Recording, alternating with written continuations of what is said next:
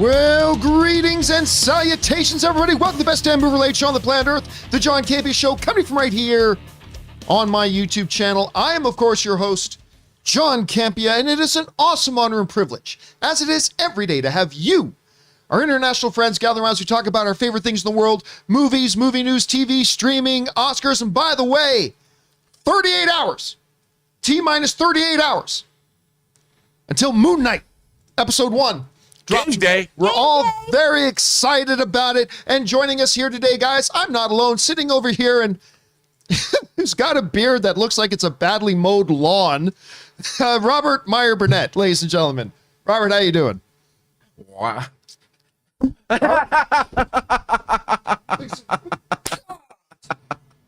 Stupid. All right. You keep Rob's beard out of your mouth. Oh my God. What's going on? And the award for best commentator goes to Robert Meyer Burnett. That was well done, What a Rob. reenactment. Discovery ID needs you. Anyway, guys, it's good to have you here. Really just wanna joining us say, John, today, Robert Meyer Burnett. I got some great big love for you, John. Just so you know. Just, all love. It's your job in this world, Rob, to spread love. I am here to spread the love. I protect my family, John, and you, all of you, are my family. My beard is my family. And I, to be honest, I don't do a very good job. You look very good with the beard. Rob, you always look Your great. Your beard game is on point. I need to do some Don Johnson though. I got to get one of those. You know what I need for my face? A manscape? Manscaping. That's right, baby. Although this isn't one of Manscaped's weeks, but still Manscaped. Yeah. Manscaped. Anyway, joining It's us. always Manscaped. It's always in my Manscaped. pants. Sitting over there, joining us today is Chris Carr. Chris, how you doing? I'm doing well. Last night was weird, but today we celebrate the 20th anniversary of Kingdom Hearts being originally released in Japan. So that's nice. Is that true? Is that true? Yeah, so there's a nice little nugget of pure news in a world filled with toxic masculinity right now. And joy. Yeah. Joy. So much joy. And bringing the joy, joining you guys in the live chat here today is going to be talking with you. It's Mr. Ray Ora. Hey, Ray, what's up? how many people have you slapped today? None. That was, let's not start that. Guys, it is great to have you here joining us here today. Here's how today's show is going to go. We're going to take the show and break it into two parts. In the first half of the show, we're going to talk about some predetermined topics. Then in the second half of the show, we're going to take your live comments and questions. If you're watching live, and only if you're watching live, and you've got a thought or comment you'd like us to read out at the end of the main topics, just simply fire it into the super chat there and we'll read it off there. However, the super chats are almost full already, so you've got maybe 30 seconds, maybe a minute more to get into super chat if you'd like us to read this off at the end of the episode, of course. I don't know what else to say. Oh, good, quick announcement, guys. You might have noticed we have launched channel memberships. We have finally launched channel memberships. You can see the join button. I almost said joy button. There is joy. You become a member. Joy. It's joyous. So much joy. You can hit the join button and you can read about the perks that'll be involved there. We are going to be doing a members only live stream on Wednesday. Just kind of a town hall for all you guys who are members and stuff like that, at least at the director level and above. And all this stuff is listed down there. And now we've got to turn off super chats already because we've already gone over the limit. Okay, so good to have you guys here. We got a bunch of stuff to talk about. Let's not waste any time and let's talk about an off the top. And the first off the top is this. A bunch of things happened at the Academy Awards last night. Clearly, the thing that everybody's talking about the most was the Lightyear trailer. So without a doubt, the Lightyear trailer, number one thing everybody's talking about. But they did drop the Lightyear trailer where Chris Evans so obviously had pre-recorded 5 different versions of his message, each one congratulating each one of the nominees who may have won. And they brought the trailer, and I believe the trailer was the exact same as the one we've seen already. I was pretty sure it was 100% the exact same. But there was one important piece of information on it. And that important piece of information was within the trailer, it confirms something that a lot of people have been wondering about lately, that Lightyear is going to be a theatrical film. This will be, wrap your heads around this will be the first Pixar film released in theaters in over 2 years since Onward got released. That's how long it's been. 3 films have come and gone straight to the Disney Streaming Plus service. Lightyear was the first one that is going to be in theaters, and with everything that's been going on lately, people have been wondering. I mean, JPEG can do anything. I mean, what's to stop him? Now, I've said for a long time, I cannot possibly imagine that they would be dumb enough to put Lightyear directly on Disney Plus, but you never know. You never know. And certainly a lot of speculation and talks and some articles and think pieces have been written by why a lot of people started to think that, yeah, maybe they are going to move Lightyear over. But it seems cooler heads have prevailed. And now it is confirmed. It is coming out theaters only in June or July. I can't remember exactly which release date is. Ray, if you can look up that release date, sure, let us know.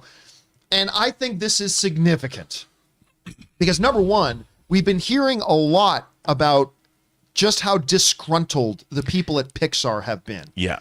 I mean, that's been a common refrain lately. Like, this thing's been leaking like crazy. People at Pixar have been writing in earnest to a lot of outlets, letting them know we at Pixar are not happy with what's been going on. And I think a Lightyear could have been going straight to Disney Plus, could have been a boiling point for the people at Pixar. So that's good on that hand. It's also good. Are you asking for the release date? Yeah, for Lightyear. June 17th. Okay, so June 17th is going to be theaters only, and that's a great move. But it's just a better, smart move on their part to put this thing in theaters.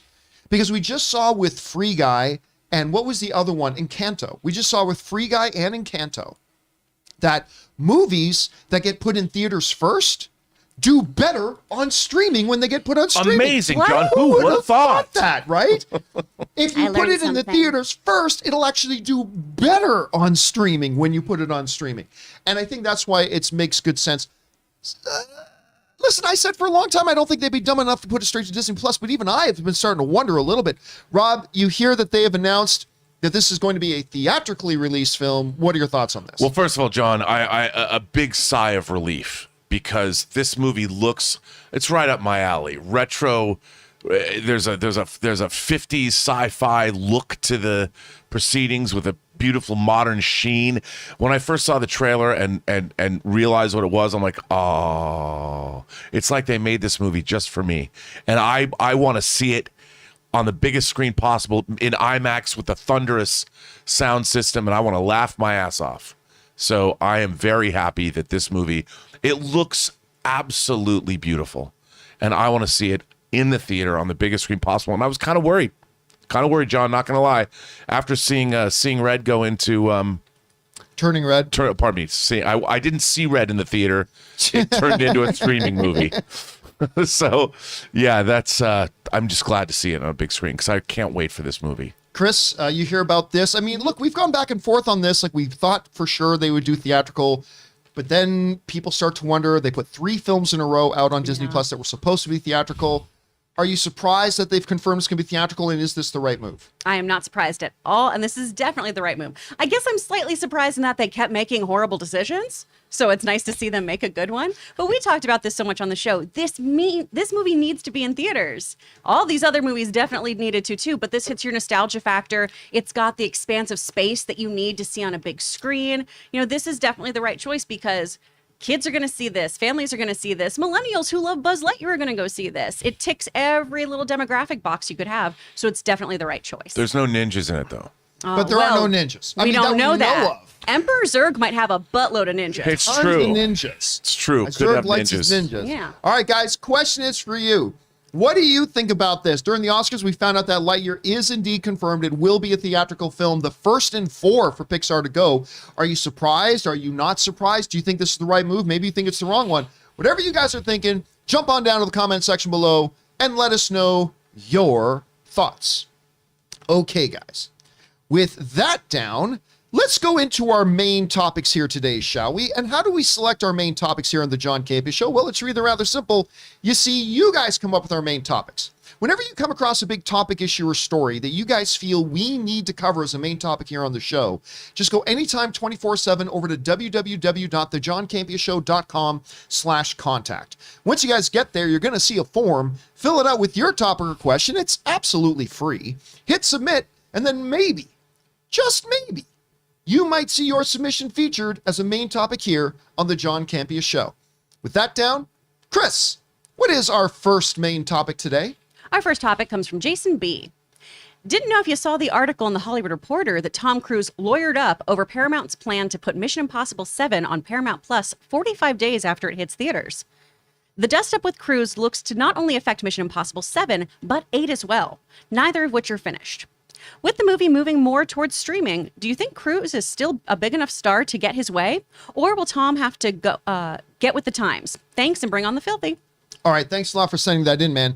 And yes, it's always been kind of funny when you hear about big stars who have a lot of clout getting into a dust-up with their studio, particularly a star in a studio that have worked so well together as Tom Cruise and Paramount have historically, and with all the stuff that they've been able to accomplish there.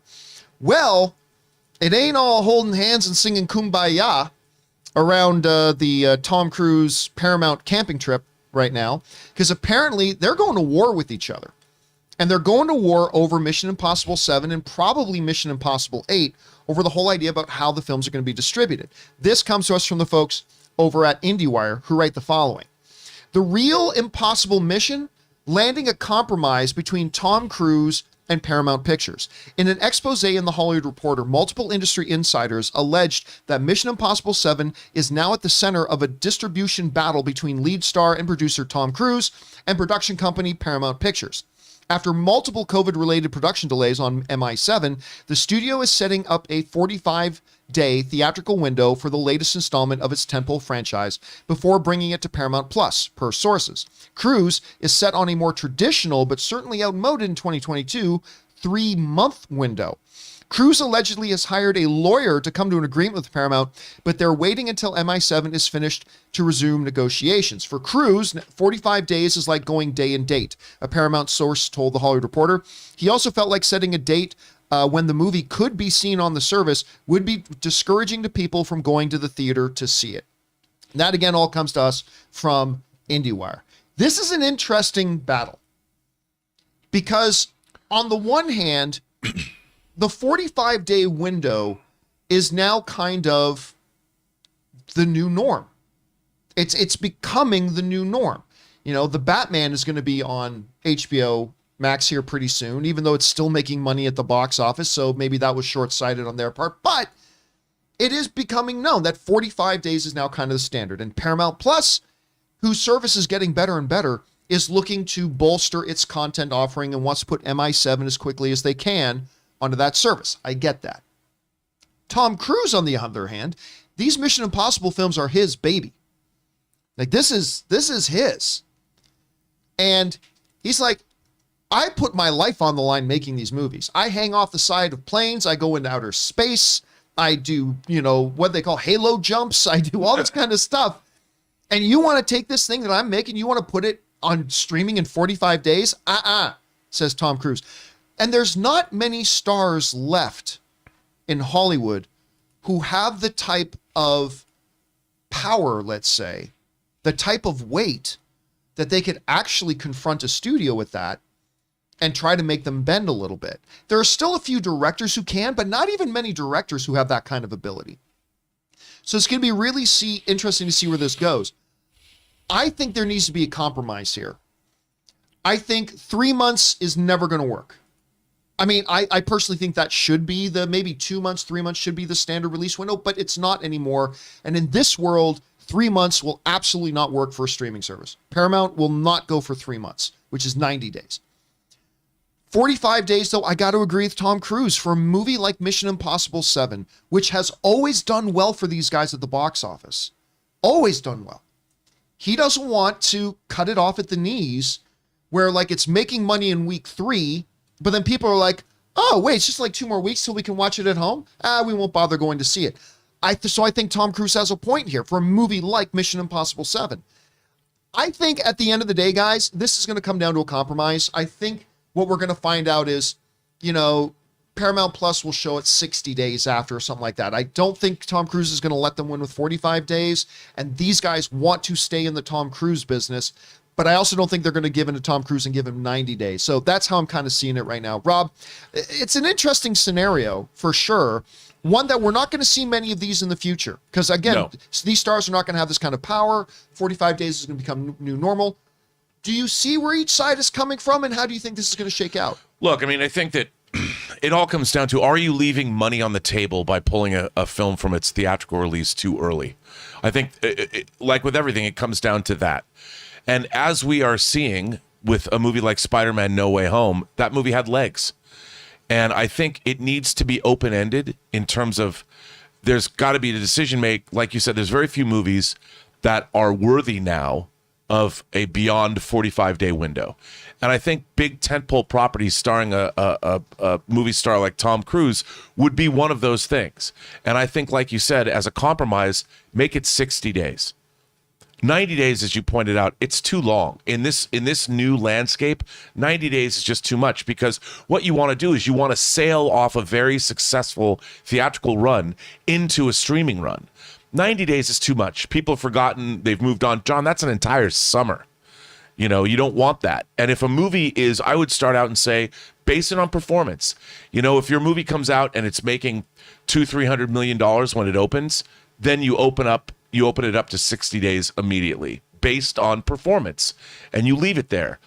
90 days is too much. 60 days is probably what it should have been the norm, but not every movie is going to warrant staying in the theaters that long. Make it performance based and say, you know what, if this movie opens to $150-200 million, you get 2 more weeks in the theater. Do something like that. And I think that's a compromise, and it works for both parties. But I understand Tom Cruise is protecting his position. But the proof is in the pudding, man. And these Mission Impossible movies have been on the one franchise that's on an upward trajectory since, what, 94, 5? It's the craziest franchise ever. And all it does is keep making more money. Chris, you're hearing about this. We got Tom Cruise versus Paramount. One wants 45 days, one wants 90 days. It's a star versus the studio. How do you see this? Which side is right? How will it shake out? What are your thoughts? I mean, it's hard to say who's right? Because it really does come down to if it can make money. That's really what this is. 45 days does seem like you're really, really cutting it close. So I'm hoping that there is some kind of compromise there numbers wise. If you could do 60, 90 days, fun fact, that's how long it takes you to get paid as an actor most of the time. So net 90. Yeah, that's why I'm just like, well, I mean, we all could just stick it out like that. These are wildly successful films, though. I mean, Tom Cruise does have a lot of power still, I feel. So I think there is going to be some kind of numerical compromise here. 45 days is cutting it close. I'm thinking they'll move to something like 60. But man, it must be nice to be Tom Cruise and be able to have this conversation in the first place. Because think of how many other films, they just go straight to streaming.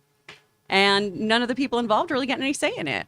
You could have ended that sentence early. It must be nice to be Tom Cruise. That's very true. That just applies in many, many, many different ways. Anyway, guys, the question is for you. What do you think about this? Do you think Paramount has some points? Like, listen, we've got Paramount Plus. We need the content. MI7 is a big high-profile thing. We want to get in there as soon as we can. Do you side with Tom Cruise on this? Say, look, we've poured our blood, sweat, and tears and lives into this. You are undercutting us by putting it out in 45 days, and I'm standing firm we want longer. How do you guys see it? Which way do you think it will pan out? Whatever your thoughts are, jump down into the comment section below and let us know your thoughts. Hey guys, we want to take a moment and thank the sponsor of this video, Athletic Greens. Now, I started taking Athletic Greens because I don't eat enough vegetables, and I was looking for a way to make up for that deficit in my diet of those vitamins and minerals that I really needed in my system, and thank goodness I found Athletic Greens, and I literally take it every morning. You see, with 1 scoop of Athletic Greens, you're absorbing 75 high-quality vitamins, minerals, whole foods, source superfoods, probiotics, and adaptogens to help you start your day right. This special blend of ingredients supports your gut health, your nervous system, your immune system, your energy, recovery, focus, all the things. And my wife got onto it, and now she absolutely loves it. You know, tons of people take some kind of multivitamin, and it's important to choose one with high-quality ingredients that your body will actually absorb, like Athletic Greens. So right now, it's time to reclaim your health and arm your immune system with a convenient daily nutrition, especially heading into the flu and cold season. It's just 1 scoop and a cup of water every day. That's it. No need for a million different pills and supplements to look out for your health. To make it easy, Athletic Greens is going to give you a free 1-year supply of immune-supporting vitamin D and 5 free travel packs with your first purchase. All you have to do is visit athleticgreens.com/Campea. Again, that's athleticgreens.com/Campea to take ownership over your health and pick up the ultimate daily nutritional insurance. And a big thank you to Athletic Greens for sponsoring this episode of the John Campea Show. I take it every morning. It's great because I don't eat enough vegetables. Anyway, guys, with that down, let's get on to main topic number 2, shall we? Chris, what is our second main topic today? This one comes from Mark Spector. Hey, John and crew. I know. Oh my gosh, Rob, your hero. Yesterday during Rob's mailbag, he mentioned that you went to see Everything Everywhere All at Once in theaters. It's a shame that it's not playing in many cinemas, especially since this movie looks spectacular. What were your thoughts on the movie, and should my excitement be justified? Thanks. Love your show. All right. Thanks a lot for writing that in, Mr. Spector. Cannot wait for your show. Very excited about that. All right. Okay. So here's the thing. Kind of out of nowhere, there came this trailer for a movie I had vaguely heard of called Everything Everywhere All at Once, that the only reason I paid attention to it because it's got Michelle Yeoh. And when Michelle Yeoh is in something, I pay attention. I have for the better part of a couple of decades. The woman is just awesome. Loved her in Shang-Chi, love her in everything. So she was going to be in this, and this trailer came out, and it was absolutely crazy. The trailer looked so good, and it kind of snuck up out of nowhere. And then I realized Joe and Anthony Russo are the main producers of the movie, which I didn't even realize that before. And then I found out also in the days leading into it, it's like, oh, the guy playing Michelle Yeoh's husband? That's Short Round from Indiana Jones and the Temple of Doom. Data. Who had quit acting for a very long time and decided to come back and get into acting again. So if those of you don't know anything about Everything Everywhere All at Once, it's a quick synopsis here, okay? Michelle Yeoh and her husband, they live very middling lives. They run a little laundromat. They're facing big tax problems. This is all you need to know to sell the movie. And their IRS person they have to deal with is Jamie Lee Curtis. Right there, you sold the movie right there. But anyway, they're facing a bunch of financial problems and issues. And also they have a daughter. And Michelle Yeoh is really struggling with her relationship with her daughter. Her over-judgmental father is visiting from China. And everything's just kind of bad and whatever. So then they go to the IRS for a meeting with Jamie Lee Curtis, where Michelle Yeoh is confronted as her husband dozes off and comes back and then tells her that he isn't her real husband. He's another version of her husband from another universe, and that there's a great evil taking over all the different multiverse and destroying the multiverse, and only she, this tax-problemed laundromat owning Michelle Yeoh, only she can save the universe. And that's the premise of the movie. And I will tell you this right now. This movie, I don't know what's going to happen over the next 8 months, but I will be shocked if Everything Everywhere All at Once doesn't end up on my top 10 films of the year list. Maybe even top 5. This movie is glorious. Oh, yeah. In my best Bobby Roode, glorious. It is the best. This movie is awesome. It is hilariously funny. It is oddly touching and sentimental. The action in it is crazy. And I'm going to tell you this right now.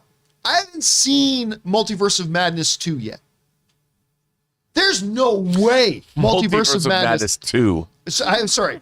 There's no Doctor Strange 2 Multiverse of Madness. There is no way. Oh, I just thought you meant that this is a Multiverse of Madness 1. Oh, no. This you think. There is no way Doctor Strange the Multiverse of Madness is going to be half as bonkers as this movie. Like when they start getting into their multidimensional and all this kind of stuff, it is so bonkers. They do stuff that you would expect in a Jackass movie. They do stuff you'd expect in a comic book movie. They do stuff you'd expect in a Kung Fu movie. They do stuff you expect in a rom-com movie. This movie is brilliant and a pure joy. An absolute pure joy. And right now, the audiences and the critics are loving it. Currently, it's holding a 97% critic rating and a 95% audience rating. It's only playing in limited markets right now. It's going to get a wider release as they move forward. So right now, they've only got about 100 critic reviews, only about 50, between 50 and 100 audience ratings right now. Those numbers will go up. But I do expect it both to be up into the 90s. So Michelle Yeoh is fantastic. The whole Jamie Lee Curtis. We already know she's a goddess. She plays this like no character she's ever played before. And the various versions of her get crazier and crazier. And it's awesome. I felt like I was sitting down and eating a fine steak. Okay. You're cutting into it and you can see it looks delicious. And then you put it in your mouth and you're like, I knew it looked delicious, but I didn't know it could be that good. And you look down again, it's like, oh, there's another bite. And you go down in there again. That is Everything Everywhere All at Once. The movie is utterly fantastic. If you guys get a chance, I mean, I will say this, it's a bit long. It's a little bit longer than what it needs Ray's to be. like, you had me. I know, just lost Ray. I'm going to try to return my ticket. Just totally lost Ray.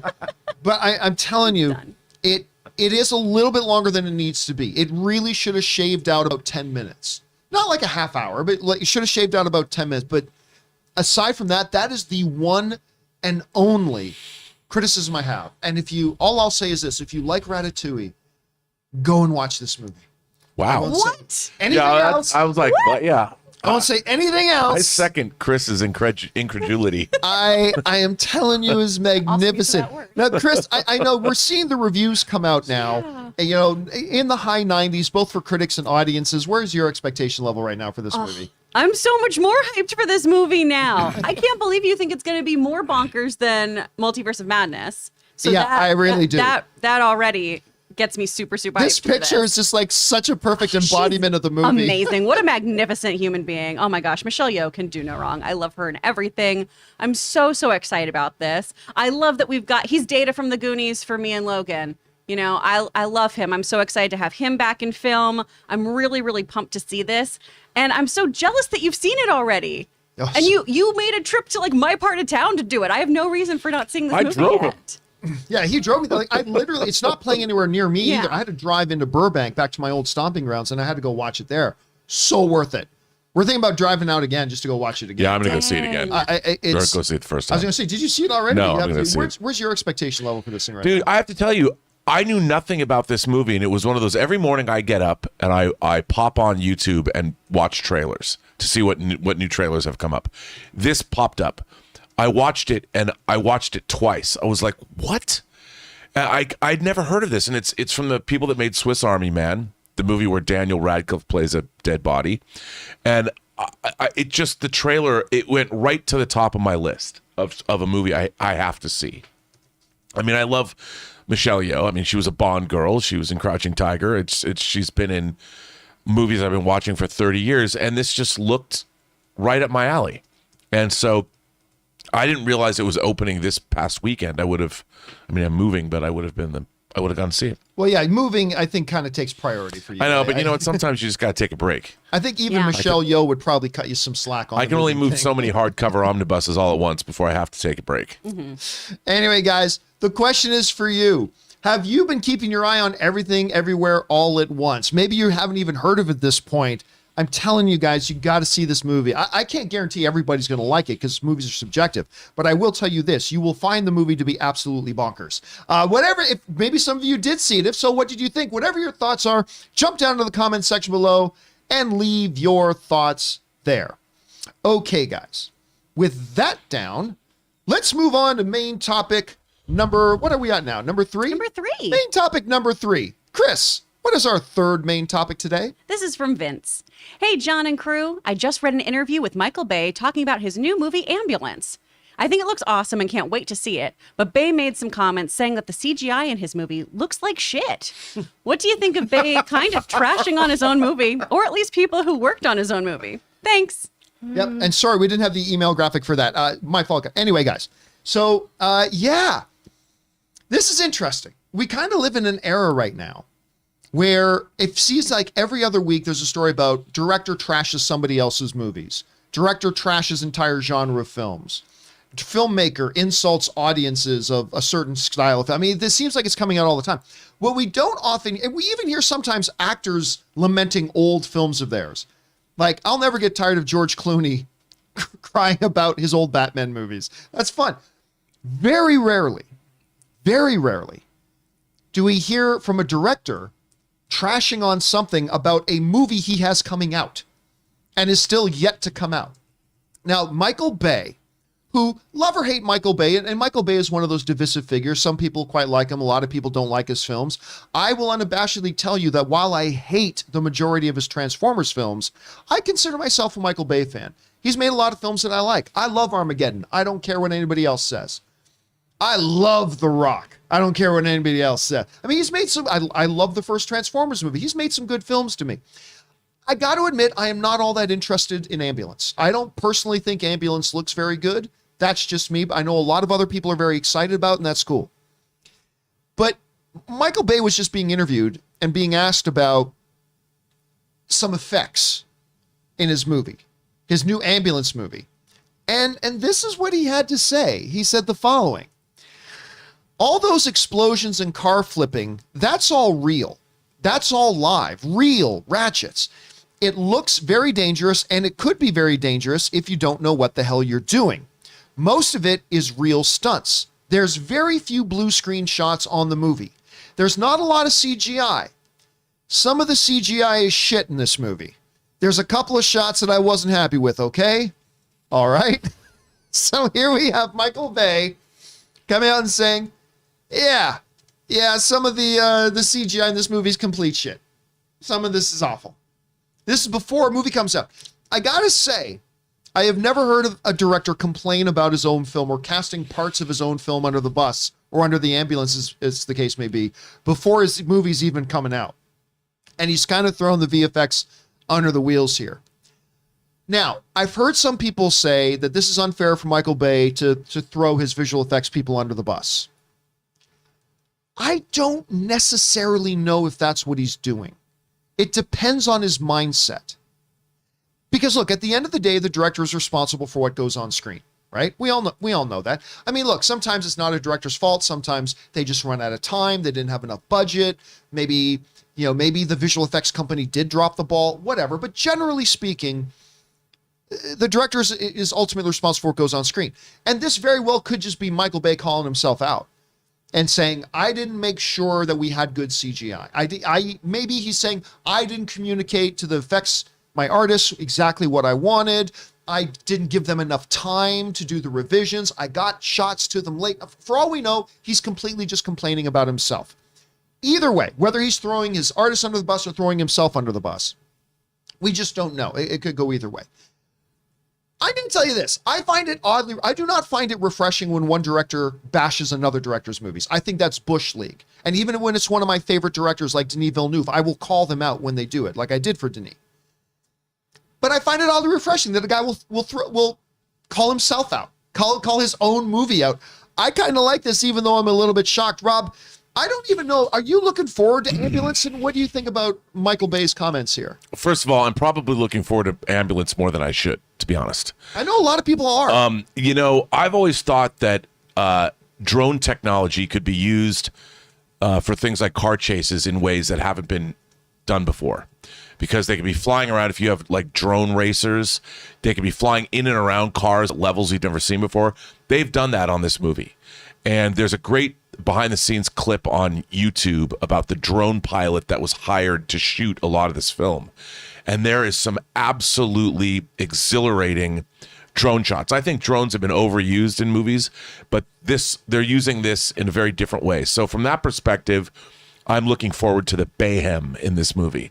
I think there's going to be epic bayhem in this film. But that said, hearing him talk about bad CG, I'm like, dude, he's actually pioneered visual effects technology. The Transformers, the first Transformers movie, there's a shot when the Transformers are scaling the side of the Griffith Park Observatory from a distance, and the camera is pushing in like a helicopter shot. I thought that was jaw-dropping. There's jaw-dropping ILM effects in those movies. Armageddon, Pearl Harbor. He's always had really great visual effects in his films, whether you like him or not.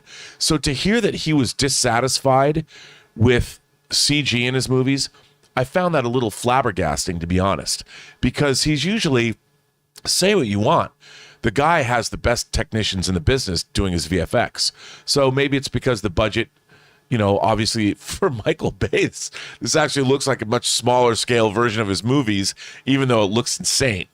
And the drone photography makes it even more insane.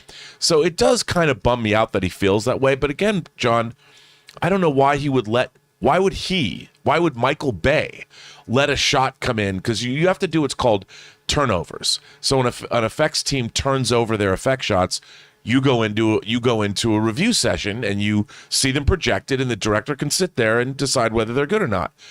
Well, how did he allow effect shots to get by that he wasn't happy with? Yeah. Chris, what do you think about this whole thing? I mean, first of all, I can't remember. Where's your anticipation level like for Ambulance, if at all? And what do you think about Bay's comments? I have no desire to see this movie, but I'm sure other people are going to find joy out of it. And listen, I like Michael Bay.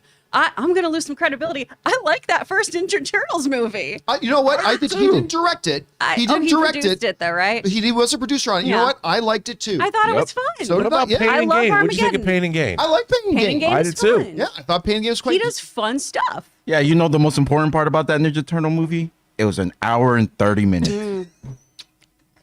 Thank Perfect. you. Ray. Or something like that. It was chef pleasure's consumption. It was so good. So I just don't. This doesn't look like my kind of movie, right? It's heat. It's heat. That's all it is. Come on, they sing Christopher Cross in this movie. Sailing. Oh, see, I got excited when I thought you were going to say they sing crisscross. I mean, that could make you. That would have been jump. totally different. I mean, that would have been. I Get was John dancing on totally the into it at streets. that point. You would have been performing at the AMC. I could have You would totally have been been there. breakdancing for all the people. Yeah, my expectation is so low for this film. But I'm with Rob on this though. Is you're the director. You are captain of the ship. So once there's problems and other people have pointed them out, is that when you do that's a bit dog shit, isn't it? I agree. I totally agree. In this day and age, they can get it done. Do it over. Do it. Yeah, fix it. Is this? I mean, this Fix must it. be the low budget indie version of a Michael Bay movie. Look, even Michael Bay movies, at some point, you run out of time And money. you run out of money. I know. And at some point, just fix it actually doesn't become an option anymore. He could pay for it Depending. himself. You know how much that guy's worth? He has so much money. Yeah, but he wouldn't. He wouldn't pay for No, it. I know you never do. One thing in Hollywood, you never pay for anything yourself. That's Yeah. how come you get rich. Which is why I'm not rich, because I pay for everything myself. But there you Me go. too. Well, it also, I mean, it's just not a good look to dog on your team. I understand when you take credit for yourself. I love that. I love when a director, like you were saying, is, hey, yeah, we should have done better on that. Hey, I take ownership of that. When you dog on other people and you don't take that responsibility, it's a bad look, especially in light of all the stuff with AOTC, right? Of just working editors Right. and animators and everyone to the bone. I mean, come on, man. We could have had a more constructive conversation on, about man. this work. Come on, Michael. All right, guys. Question is for you. What do you think about this? Are you looking forward to Ambulance? I know a lot of people really are. So a bunch of people really like the trailers. They didn't really quite work for me. What do you think about Bay's comments? Do you think he's kind of throwing himself under the bus? Do you feel like he's throwing his artists under the bus? Whatever you guys think, jump down into the comment section below and let us know your thoughts. Guys, we want to take just a minute and thank the sponsor of this video, Masterclass. Masterclass is offering classes on a wide variety of topics, like all taught by world-class masters at the absolute tops of their field. Each class is broken down out into individual video lessons, usually like around 10 minutes or so long, and members can explore at their own pace. And each class is supported by downloadable materials, lessons, recipes, or more that you can all find at masterclass.com. For example, are you into streaming? Well, you can take the Building Your Streaming class taught by ninjas so you can sharpen up on your streaming skills. Or if you're interested in independent filmmaking, take independent filmmaking from Academy Award winner Spike Lee. You want to get classes on how to direct? How about from Ron Howard? The very first one I personally looked up and got into was Business Leadership by the great Big Papa Iger, Bob Iger himself. And I was absolutely enthralled with it. I love every single minute of this stuff. If any of those apply to you, you need to try Masterclass. So I highly recommend that you check it out. Get unlimited access to every Masterclass. And as a John Campea Show viewer, you get 15% off an annual membership. Go to masterclass.com/Campea. Once again, to get 15% off your annual membership, go to masterclass.com/Campea. And a special thank you to the folks at Masterclass for sponsoring this episode of the John Campea Show. By the way, see, Samuel Jackson gave a shout out for his Masterclass at the Oscars last night. He mentioned that he does. Seriously, guys, I I'm obsessed with Masterclass. They're so good. I'm watching so many of them. It's crazy. The Neil Gaiman one's really good. The gaming one, I'm loving the Daniel Negreanu poker one. I've watched the Iger one like 3 times. Anyway, go ahead and check them out. There's a link in the description below. All right, guys. With that down, let's move into main topic number 4, shall we? Chris, what is our 4th main topic today? Topic 4 comes from Eric the Red. So, how about those Oscars last night, huh? Oh, yeah. How about them Oscars? Okay, I know everyone else is going to be writing in asking for your thoughts on the assault that happened on stage, but I wanted to ask you about, the actual Oscars. What did you think of the winners? Who were the big losers? Also, after hearing you guys debate the decision to pre-record some of the categories, how do you think they worked out? I'm not gonna joke. I'm not kidding around. I'm this totally 100% serious. Of all the messages that came in, only 2 came in asking about the actual Oscars. All the other 150 to 200 of the messages that came in were about the slap, which we will get to in just a second here. But before we do, let's actually talk about the Oscars themselves, just for a moment, before we get to the Will Smith, Chris Rock incident. So I had decided I was not going to watch the Oscars this year. They had just made so many dumb decisions. I did not, even though I like all 3 individuals who they chose to be hosts for the Oscars, I did not think they were good choices to host the Oscars. Then the whole thing about, we're going to have our fan voted moment. I was like, why would I watch this? So even though Oscars is my 2nd favorite day of the year, Ann and I made other plans. So Ann and I get home last night and we finished what we were doing. And it was about halfway through the Oscars. And somebody had written to me, it's like, Dune's won 6 Oscars. I'm like, what? I'm like, all right, well, Ann and I are done what we were going to be doing. I got nothing else to do. All right, I'll put on the rest of the show. So I put it on about halfway through the show.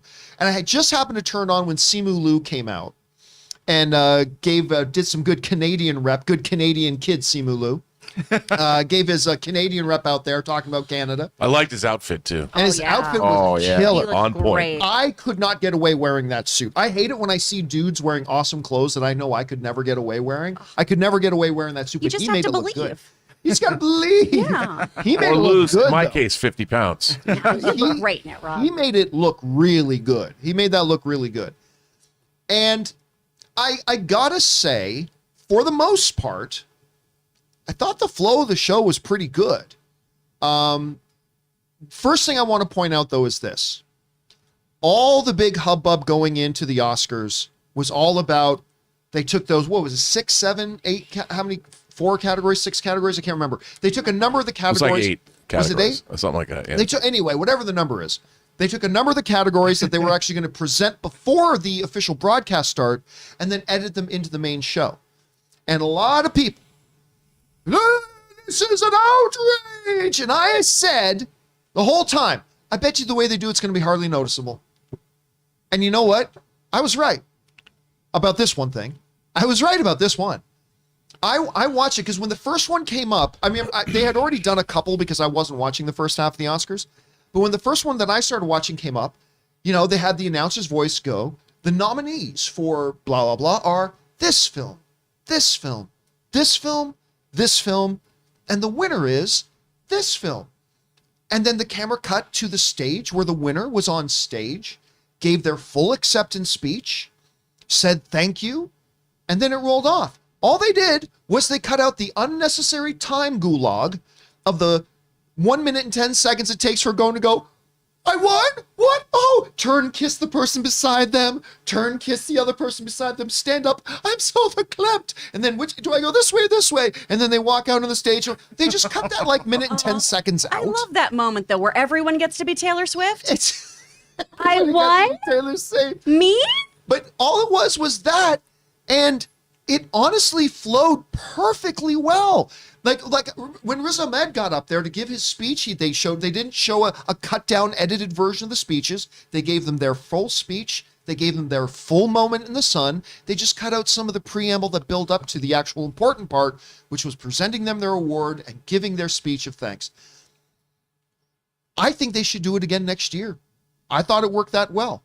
They also thought they put in too much other stuff that still made the show run long. I mean, it's a good idea to put in things that are going to shorten your show and save time, But what's the point of that if you're just going to add in a whole bunch of other things? It just adds more time to the show again. Didn't the show run 45 minutes too long? 3 hours and 45 minutes.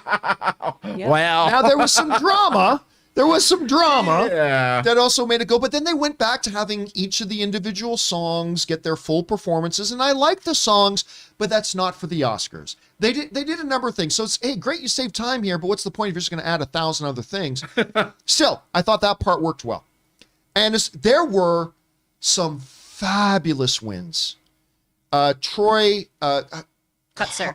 how do you pronounce it? Kutzer, I believe. Kotzer, his thing was great. I mean, my heart smiled when I saw the audience doing this. Like, that just made me feel good. And his speech was wonderful. Questlove, his speech was awesome. I even like Jane Champion's speech. I loved. I mean, I just thought across the board, it was pretty well good, aside from the hypocritical speech that Will Smith gave, but we'll get to that in a minute. I thought pretty much across the board, it was really well. There were some really nice moments in the Academy Awards. I didn't think the three hosts who I were mainly concerned about, I didn't think they distracted from the production all that well. As a matter of fact, I was telling Rob about this before the show started. Kudos to Amy Schumacher? Yeah, Schumer. Schumacher's completely somebody else.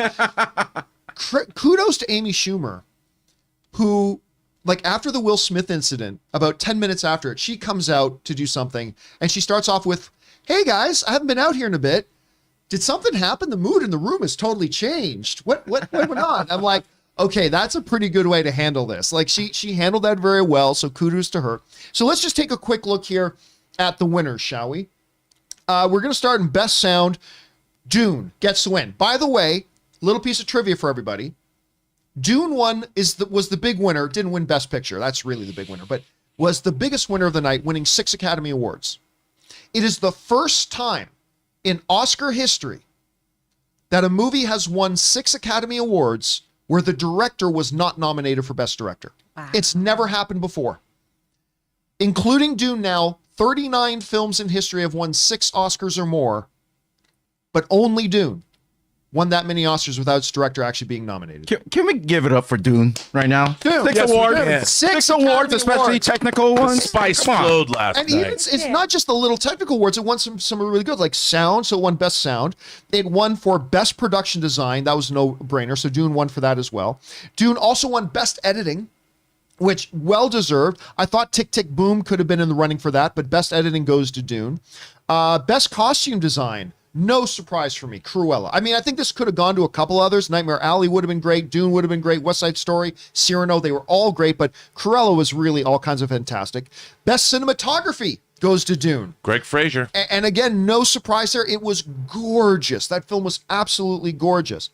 Best Short Documentary, I'm not going to pretend that I care, so I'm just going to move along here. Best Original Score, Hans Zimmer for Dune. He, of course, unfortunately wasn't able to be there, so Jason Momoa accepted it on his behalf. Best Visual Effects went to Dune.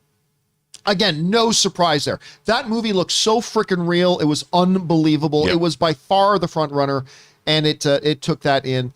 Best Makeup and Hairstyling, not a big surprise, went to The Eyes of Tammy Faye, which they did incredible in that. Although Cruella also could have been a big winner for that.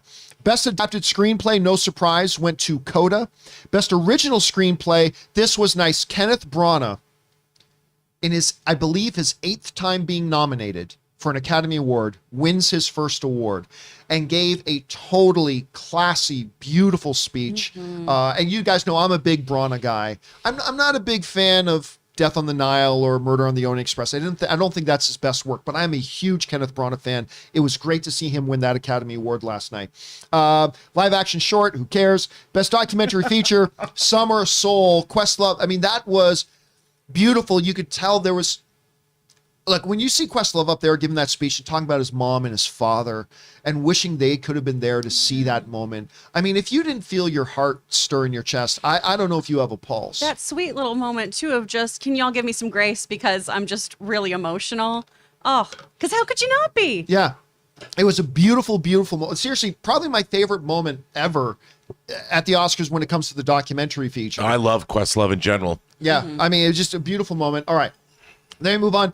Best Supporting Actor, again, goes to Troy Kotsur. I mean, he's been kind of winning in the award season. I still thought there was a very good chance for Cody Smith-McPhee for Power of the Dog, but it went to Troy. Again, beautiful moment in there. Everybody standing doing He's the applause. first deaf male actor to win. Yes, an Academy only the second deaf and the performer. first was Marlee Matlin, His his co-star. wife, playing the movie. She won for Children of a Lesser God. And really championed for all these actors in this film to be deaf. Who co-starred in Children of a Lesser God with Willem Hurt, who just passed away this thing. And of course, he was in the In Memoriam as well. Okay, then we got into Best Supporting Actress. No surprise. Probably the one I was cheering for the most, but Ariana DeBose wins. She was a force of nature in West Side Story. One of the reasons why West Side Story was my favorite film of the year. All right, then we got into Best International Feature. Only one of these films was nominated for Best Picture, so it's really not a surprise that it won Best International Feature with Drive My Car, totally deserving. There was an outside shot that The Worst Person in the World might have had a shot at it, but went to Drive My Car. Best Director. I think maybe the best speech of the night was Kevin Costner. Kevin Costner, Academy Award winner Kevin Costner came out to do the presenting for Best Director. And the way he came out to talk about his first experience going to a movie, well, he actually said, my first experience going to an adult film, which I think people thought he was talking about going to see some porn. Bring on the filthy, Pa Kent. But no, he's talking about his first experience, and just the way he told that story about what the directors do. And he goes, and sometimes being a director, his voice is all gruffly now, means having to listen to a bunch of other people who think they know better and telling you what to do, but you stay your course. And he just his whole thing about the magic of movies and how movies can transform us and move us. I thought it was the best speech of the night. Anyway, of course, then Power of the Dogs, Jane Campion, she wins for that. I was kind of cheering for Steven Spielberg because, like I said, West Side Story was my favorite movie of the year. And then Best Animated Feature, no surprise, went to Encanto. Unfortunately, Lin-Manuel Miranda could not be in attendance last night because his wife had COVID, so having to be careful. No big surprise, No Time to Die won Best Song at it. That was a nice little performance, even though I thought it was a waste of time. Best Actress, Jessica Chastain for The Eyes of Tammy Faye. This is one of those categories where any one of the nominees could have won. Olivia Colman, Kristen Stewart, Penelope Cruz, Nicole Kidman, their performances in all those movies were outstanding. But Jessica Chastain is Tammy Faye Baker. She took it, and this is her first Academy Award, and I don't think it's going to be her last. I think she's one of the best in the business. Super glad to see it. Will Smith, who was my pick to win before the night, Will Smith took it home for King Richard. Again, an absolutely stacked category this year. My pick was Will Smith to win. We'll get more to that in a minute. And then, of course, no surprise, Coda in the last couple of months has really taken the front. We talked about this in the last few weeks. Coda is a movie that kind of became the lead horse. I mean, for a while there, it kind of looked like maybe Power of the Dog. I thought West Side Story should have, but Power of the Dog overtook it. And then in recent weeks, we saw Coda overtake that. And no surprise, Coda wins Best Picture, becoming the first streaming movie to win Best Picture at the Academy Awards for Apple TV. Smoked both Amazon and Netflix by having the first streamer to come up with a Best Picture winner. So kudos to them. So I'm going to say in all the wins, I'm not tremendously surprised by any of the wins. Nope. And I hear some people complaining, there were no surprises. Well, that just basically means the people we kind of thought should have won. And isn't that a good thing? I mean, again, I would have gone West Side Story for Best Picture personally, but Coda is so magnificently beautiful. It deserves every bit of things to get. Rob, did you have any surprises from the Oscars this year? Yeah, I was surprised seeing Lily James because she obviously clearly came down from Mount Olympus, goddess as she was. I mean, you talk about star power, you talk about radiance. Same with Jessica Chastain, but my God, I was like, I'm done. I don't have to watch the rest of the Oscars. I've seen the face of God. She was right in front of me. Anyway, first of all, I want to give it up, not to give a shameless self-promotion here, but Jenny Bevan, who won the Academy Award for costume design for Cruella, who, by the way, I did a Designing Hollywood podcast with. She gave a wonderful speech. Yes, she did. And she talked all about all of the people that were on her team. And I think that it was a time that watching her being so gracious and saying, look, I could not have done this. Film is a collaborative art form, and sometimes we forget, especially when one person is being honored, that movie making only works when you have great collaborators and a team that supports you. And I thought her speech was Kevin Costner's speech was great, You've been here but Jenny Bevan's speech was my favorite speech of the night, just because of how she congratulated her team. And I thought that was really classy and really interesting. And I feel like I had a personal connection to her, having interviewed her, and I was so proud of that whole team and what she did. But John, I thought some of the show, I did not, aside from Amy Schumer, the hosting was, we need to bring the show back to the reverential air that we grew up with. I think I don't like that we diminish the show, because there was so many great moments in this show, so many good winners, so many well-deserving people. I don't like that we tear down our old and venerable institutions. Like it's almost like we're too hip to revere these things. And you know what? A lot of people talk about, well, Hollywood's patting themselves on the back. There is so much work and so much creativity that goes into making movies. And we who watch this channel and who are members of this, we love the product that Hollywood makes. And it is so hard to make it well. And that's what this night celebrates. Truly the art. Hollywood is art and commerce, but this is all about the art and the true greatness. And last night, despite problems I have with the show itself, it did kind of celebrate that. And I felt pretty good. It wasn't bad. I felt pretty good about that. You know what? I'll say this too. It's an aesthetic thing. You know, one thing actually worked really well for me? They borrowed a page from the Golden Globes where they had all the regular theater seating, but the front main part of the theater, they took it out and had tables. Love that. And to me, it gave that, and that's one of the things I always liked about the Golden Globes a little bit more. And I like that they kind of implemented that in there. It gave it a little bit better of a feel. It was a throwback to when the Oscars were new. Yes. Mm-hmm. And I like the fact that you could see people more, and it was Yes. interesting to see them interact. I like that a lot. I thought that was good.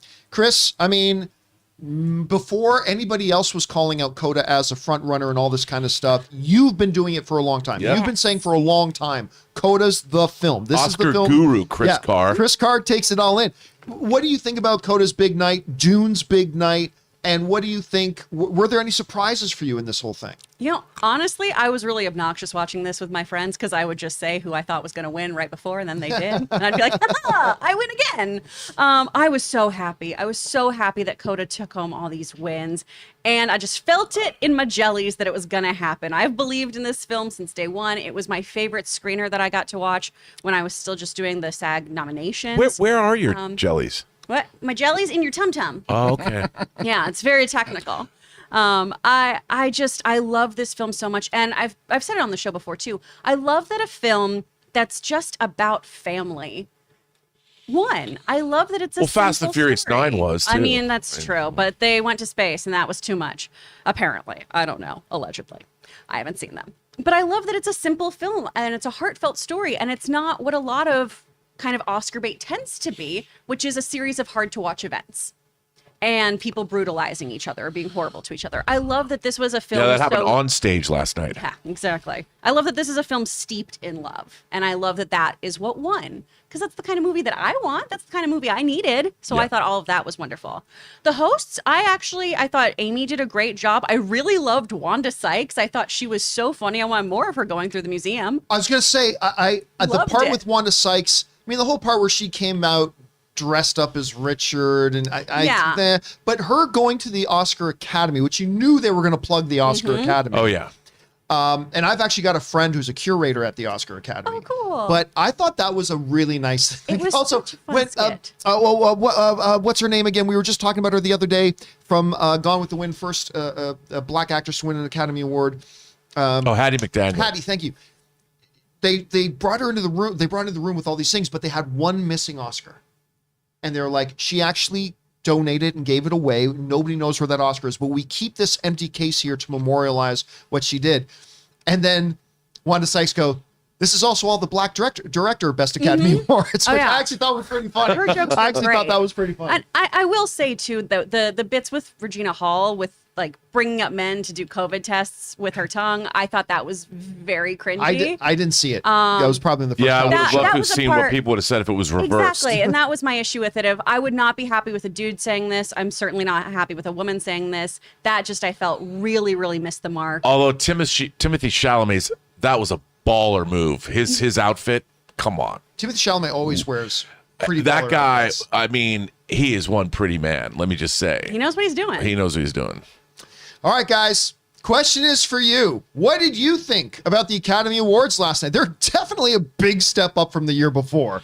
I think they still got a lot of work to do, but I thought there were some positive things that happened, some great moments, some not so great moments, which we'll talk about here in a second. Anyway, guys, your thoughts on the Academy Awards, whatever they are, jump on down to the comment section below and let us know your thoughts. And all right, guys, that'll do it for today's installment. No, nothing more to talk about today. No, there is, let's move on to one more topic here, shall we? And that is topic number 5. Chris, what is our 5th main topic today? This one comes from Nicholas Falls. Congratulations to Will Smith. Not on your Best Actor win, but on upstaging everyone else and making damn sure that you are the only winner anyone remembers. Nobody will remember Coda, Jessica Chastain, or Dune's dominance. No? They'll all remember a petulant movie star who exposed himself to be a selfish narcissist. It's all about you, Will. Good job. All right, thanks a lot for sending that in. Wait, is there a question there? Good job? Good job? Question mark? Thanks a lot for sending that in, man. All right. Let's talk about the elephant in the room here, shall we? So, I don't really need to recap what happened. Chris Rock, a comedian, got on stage. We recreated it. The head of the show. Yeah, we today. did kind of recreate it. You What, know? that wasn't real? Chris Rock, a comedian, known to be a very edgy comedian, made a joke comparing Jada Smith to G.I. Jane 2, to which Will Smith laughed. We've got video. We'll show you video of it. When he told the joke, Will Smith laughed. Jada Pinkett Smith clearly not comfortable with the joke. I guess Will Smith saw she was not comfortable with the joke, decide I better not be comfortable with the joke too, and proceeded to walk on stage and physically assault a presenter at the Academy Awards. He went on stage and hit the guy. And then walked- continued to swear on live TV. and then continue to swear and blah, blah, blah, all after laughing at the joke initially and thinking it was funny. Now, a debate has broken out about this whole thing, about whether or not what Chris Rock said was appropriate. What the fuck are you talking about? It doesn't matter if what Chris Rock said was appropriate or not. I've heard much less appropriate jokes made at the Oscars before. I've heard much less appropriate jokes made at the Golden Globes, at the Emmys, at the Tonys, at the MTV Movie Awards, or whatever. I've heard a lot. But regardless of the appropriateness or inappropriateness of Chris Rock's joke, that is not the issue. That's not the issue. The issue is, was it appropriate that in response to the joke, the guy got up, walked on stage, made it all about him, so he never should have gone on stage in the first place, and decided to physically attack a guy. I actually, there's a buddy of mine who you guys have heard me mention before, who is a comedian. Sorry, I just want to bring it up. And I haven't actually spoken to him in like 6 or 7 months, but he texted me last night. He's a stand-up comedian. He says, legitimately terrified to do any more stand-up routines. I'm honestly in fear that someone's going to come up on stage and hit me because Will Smith just made it okay. Because Will Smith just made it okay. There are some people who are trying to distract from the issue here. They're trying to make the issue that, oh, was what Chris Rock said appropriate? That's not the issue. It doesn't matter whether you think what he said was appropriate or not. Comedians, listen, newsflash, comedians make jokes all the time that is offensive to somebody. Every joke you laugh at is offensive and hurtful to somebody, unless it's a why did the chicken cross the road joke. Unless that, every joke you hear will probably offend or hurt somebody, to which everybody always says, but it's a joke. We got to be able to laugh at things, right? Sticks and stones. Sticks and stones. And honestly, as far as jokes go, the one Chris Rock made was fairly tame. And if you don't think it was fairly tame, that's fine. It doesn't change the issue. It does not change the issue. A bunch of people started to respond to this online and giving some comments about it. Will Packer wrote, "Welp, I said the Oscars wouldn't be boring. Luke Skywalker himself, Mark Hamill, said stand-up comics are very apt at handling hecklers. Violent physical assault, not so much. Ugliest Oscar moment ever." Came from Mark Hamill. Iconic legendary director Rob Reiner. Will Smith owes Chris Rock a huge apology. There's no excuse for what he did. He's lucky Chris is not filing assault charges. Chris Rock chose not to file charges. The excuses he made tonight were bullshit. Ida Bay Wells, who I believe wrote the 1619 Project. I'm tripping that you can assault somebody on live television, on stage at the Oscars, and just take your seat and watch the rest of the show. Michael Steele writes, what a sad commentary when you slap the crap out of someone on live TV, win an Oscar, get a standing ovation, and then accept the Oscar talking about love. There is so much wrong about this moment. Let's get to some comedians. So if you're a big enough star, you can slap somebody on live TV, casually sit down, enjoy the rest of the ceremony, win an award, get a standing ovation, kind of apologize, but not really, get another standing ovation, and then have people defend you. America is amazing. I said I wanted to get to a couple of comedians here. So let's go down to, where'd we go? We'll go by Jimmy. I like Michael Moore's tweet. As usual, when it comes to time to hand out the documentary Oscar, all hell breaks loose. I love that. ESPN figure Stephen A. Smith. If Will Smith seriously did that and he wins the Oscar, he just stained the greatest moment of his career. You cannot do that crap, especially as a black man in that position to another black man on that stage. This was not a joke. Will won't live this down. I love Richard Marx. Singer Richard Marx said this. Hey, professional comedians, be on notice. From now on, you need to make sure your jokes don't offend people, especially extremely attractive, famous, and exorbitantly wealthy people. Then we get into some comedians. Comedian Hal Sparks wrote this. Somebody in Will Smith's circle needs to tell him that there is no way what he did tonight won't result in a comedian somewhere getting beat up or killed. He just greenlit a lot of violence. There's going to need to be a lot of cleanup. Then we've got Kathy Griffin, who I'm not a big Kathy Griffin fan, to be honest with you. I'm not a big fan of her comedy, but she is a very prominent comedian. She said the following. Let me tell you something. It's a very bad practice to walk up on stage and physically assault a comedian. Now we all have to worry about who wants to be the next Will Smith in comedy clubs and theaters. Look, Will Smith was my pick to win the Academy Awards. Our own Erin Cummings, who will be on the show in 2 days, she'll be here in 2 days. She worked with Will Smith on King Richard. And she was in a movie called Bitch Slap. Yes, but not with Will Smith. But No. She was in a movie, yeah, appropriately so, in a movie called Bitch Slap. She's in a movie with Will Smith, and Erin's stories about working with Will Smith, nothing but wonderful. That he was generous, that he was a giving performer, that he was respectful, nothing but good, positive, awesome things to say about Will Smith. But make no mistake, Will Smith's actions were the actions of a weak coward. Now look, every one of us in this room and every one of you watching have acted like a jerk sometimes. That doesn't mean you're a jerk, but you've all acted like jerks. All of us have. Every single one of us have said something dumb. It doesn't mean we're dumb, but every single one of us have said something dumb. Will Smith is not a weak coward, but his actions were that of a weak coward. Because he lacked in that moment the strength, the discipline, and the fortitude to find any other way to handle that situation. Instead, he resorted to what a 3-year-old does. When a 3-year-old has his toy taken away, the only thing, because a 3-year-old doesn't have the mental strength, doesn't have the maturity, doesn't have the discipline, a 3-year-old doesn't know what else to do other than, That's what the 3-year-old does. Because they don't know any better. They don't know what else to do. Will Smith, who is not a 3-year-old and is not weak and is not a coward, but acted like a weak coward. because all he knew how to do to handle the situation was, because that's all he knew how to do. That was weak. It was cowardly. And it's beneath him, because from all accounts, including from our own Aaron Cummings, he is a terrific guy. And in that moment, maybe again, he laughed first. He laughed at the joke.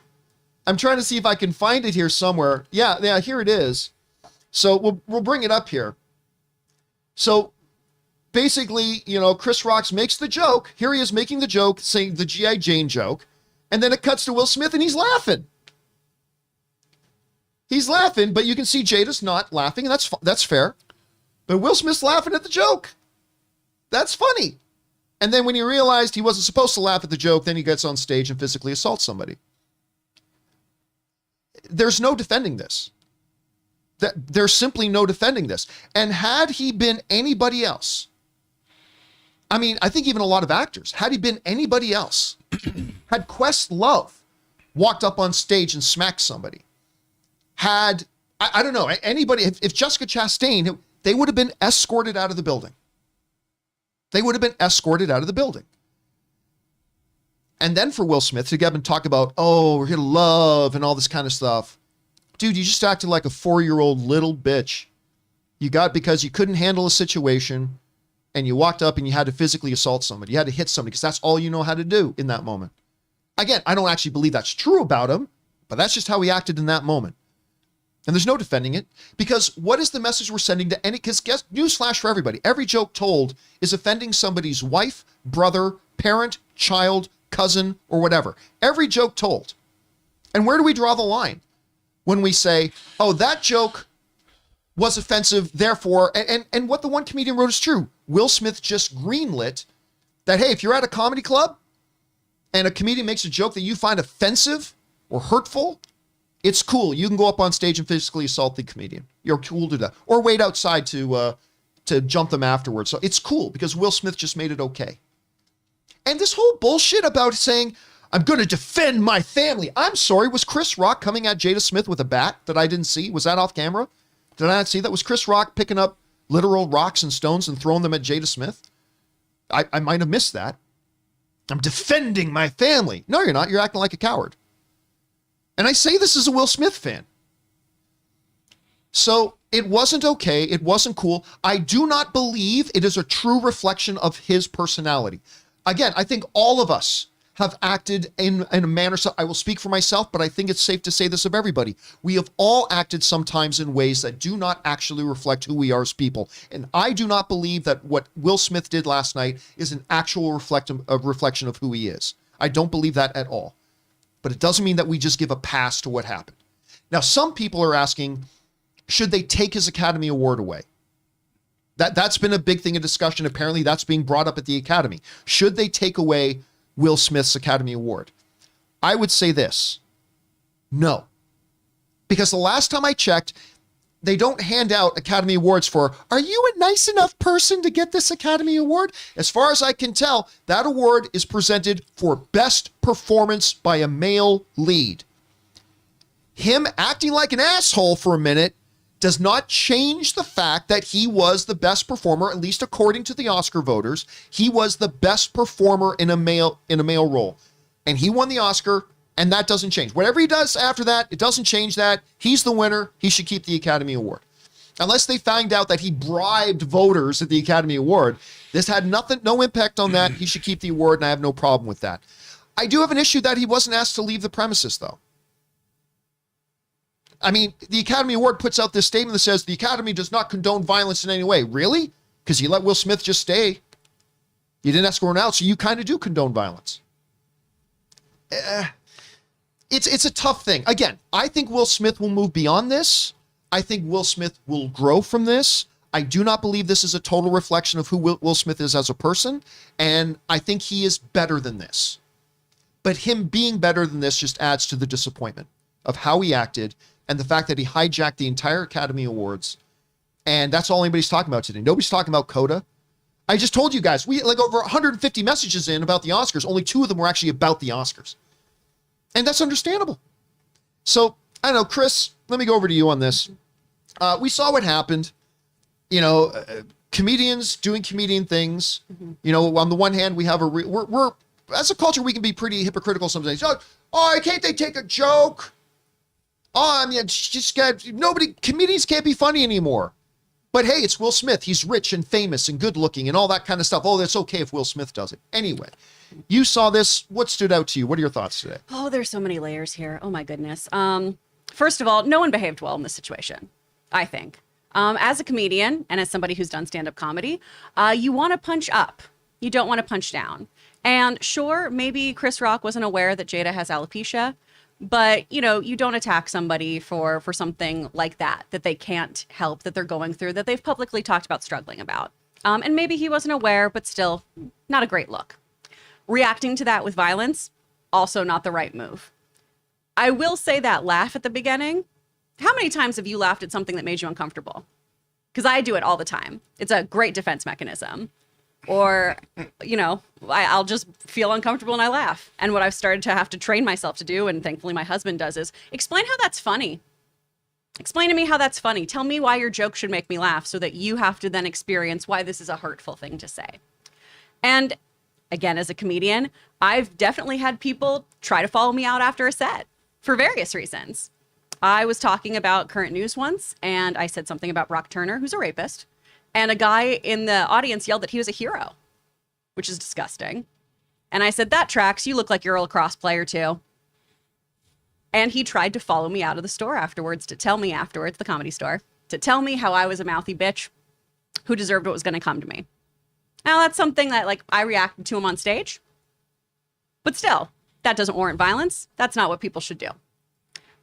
One of the reasons why I don't do stand-up anymore is because of moments like that, because of people following me out and me not feeling like I could do comedy without my friends or my husband or somebody else bigger than me, basically, walking me out of a studio. So that's one thing. The way that Will reacted here wasn't awesome, but I'm not a woman of color. I can't even imagine how that comment would make Jada feel, because this is an issue that Black women really, really face. Alopecia hits them much more aggressively than other women. I can't imagine having to navigate whether or not you should feel defended, if you should be angry about their reaction or reacting on your behalf. I can't imagine the scenarios at all. And I'm not going to be ever in a position where I'll know how they felt. I don't know what it's like to be told to be less angry. I am a very privileged individual. So there's a lot of stuff going on here that is really, really just messed up. I wish that Will apologized in his speech, because I was so excited. I was thrilled that he won. I tweeted, yeah, let's go, Will. And what he said, doubling down on why he did it, that did not sit well with me. And I know it didn't sit well with a lot of people. And I really wish that that was the moment he chose to, again, own those things, own things that you've done. Because that's what being a grown-up is. I wish someone was a grown-up in the room that last night, and I don't know why anyone let him get on stage in the first place. Next year you're going to see this barricade of guards in between the stage and whatever. But you raise a good point about, look, even if what Chris Rock said was over the line, even if, then you let the public discuss that. Mm-hmm. Or you give him a call later, or you call the Academy to express why, or you deal with it in a way that a mature, real grown-up deals with it. And listen, if it means Chris Rock, again, I don't even know today if people would be talking about the joke. I'm saying I literally don't know. I'm not saying yes or no. I don't know if people today would be talking about the joke. I mean, Amy Schumer made some kind of joke about, why am I freezing on her name? Academy Kirsten Award. Dunst. Well, about She's one of those. Kristen Dunst, but also about Jennifer Lawrence. Mm-hmm. Right? About weight and Jennifer Lawrence weight and stuff like that. And it's like, but no, he's talking about that today. I just think even if what Chris Rock said was really over the line, and some people feel was really over the line, then that doesn't greenlight it to then walk on stage and attack somebody, because now we're going to see that happen all the time. I don't know, Rob, you had a chance to kind of soak in all this. What are your thoughts today? Well, I didn't see this moment live. I saw it. And the only reason that I stopped, I was, we were moving. I had 3 of my friends who are Black men immediately text me when this happened. And they were all quite upset about it. because not only did you have for the world to see one black man striking another black man, it also interfered with an award that a third black man was getting for making a movie about black culture. And Chris Rock, even when he tried to recover, and God bless him because he did an amazing job staying on point, but he was trying to give a speech about the documentary category, which is near and dear to my heart, and barely kept it together. He did keep it together. But what does that say? In the greater context, this is going to be memed. It's going to be looked at, and people will never forget this moment. And in a world where we live in a post-George Floyd society, you have to be mindful of what you do. You just do, because these moments aren't just singular moments. They take on lives of their own, and they can be used in many different ways to say many different things. And all of us as human beings, we must govern our passions. And I'll tell you something. When I saw this joke, first of all, Jada Pinkett Smith is an unbelievably beautiful woman. And even though she had her head shaved, closely cropped, she looked astonishingly beautiful. And I do think that, now I could be wrong, I think when Chris Rock was speaking off the cuff, when he made the G.I. Jane joke, Demi Moore looked hot AF with her shaved head when she was in that Ridley Scott film. And I think that was kind of the first thing that came to his mind. It was just, I don't think he made a G.I. Jane joke, because who's going to remember that joke? And while I think Jada Pinkett Smith probably took it in a different way, they have been also vocal about their marriage and things they've said. And Chris Rock made jokes about Jada Pinkett Smith back in 2015 during the Oscars So White campaign, because she had boycotted. So I could see that Will Smith had even some history with Chris Rock and his wife, which also could have set him off. So there was, I think, ultimately more levels there. But we have to ask ourselves, we as human beings cannot tolerate this kind of behavior. It is wrong. It doesn't matter who set who off or what's going on. You cannot do this. And I think part of the problem with our entire modern age is there is a lack of civility, that we think that so I've read a lot online where people said this behavior is in fact justified. We now live in a world where the pendulum is swinging back to this kind of violence. We see it happening all across in every walk of life. And we either condone it or we don't. There's no halfway. And like you said, John, this is never justified. This was on the world stage at one of the most prestigious entertainment events ever. And we have to ask ourselves, what kind of a society do we want to live in?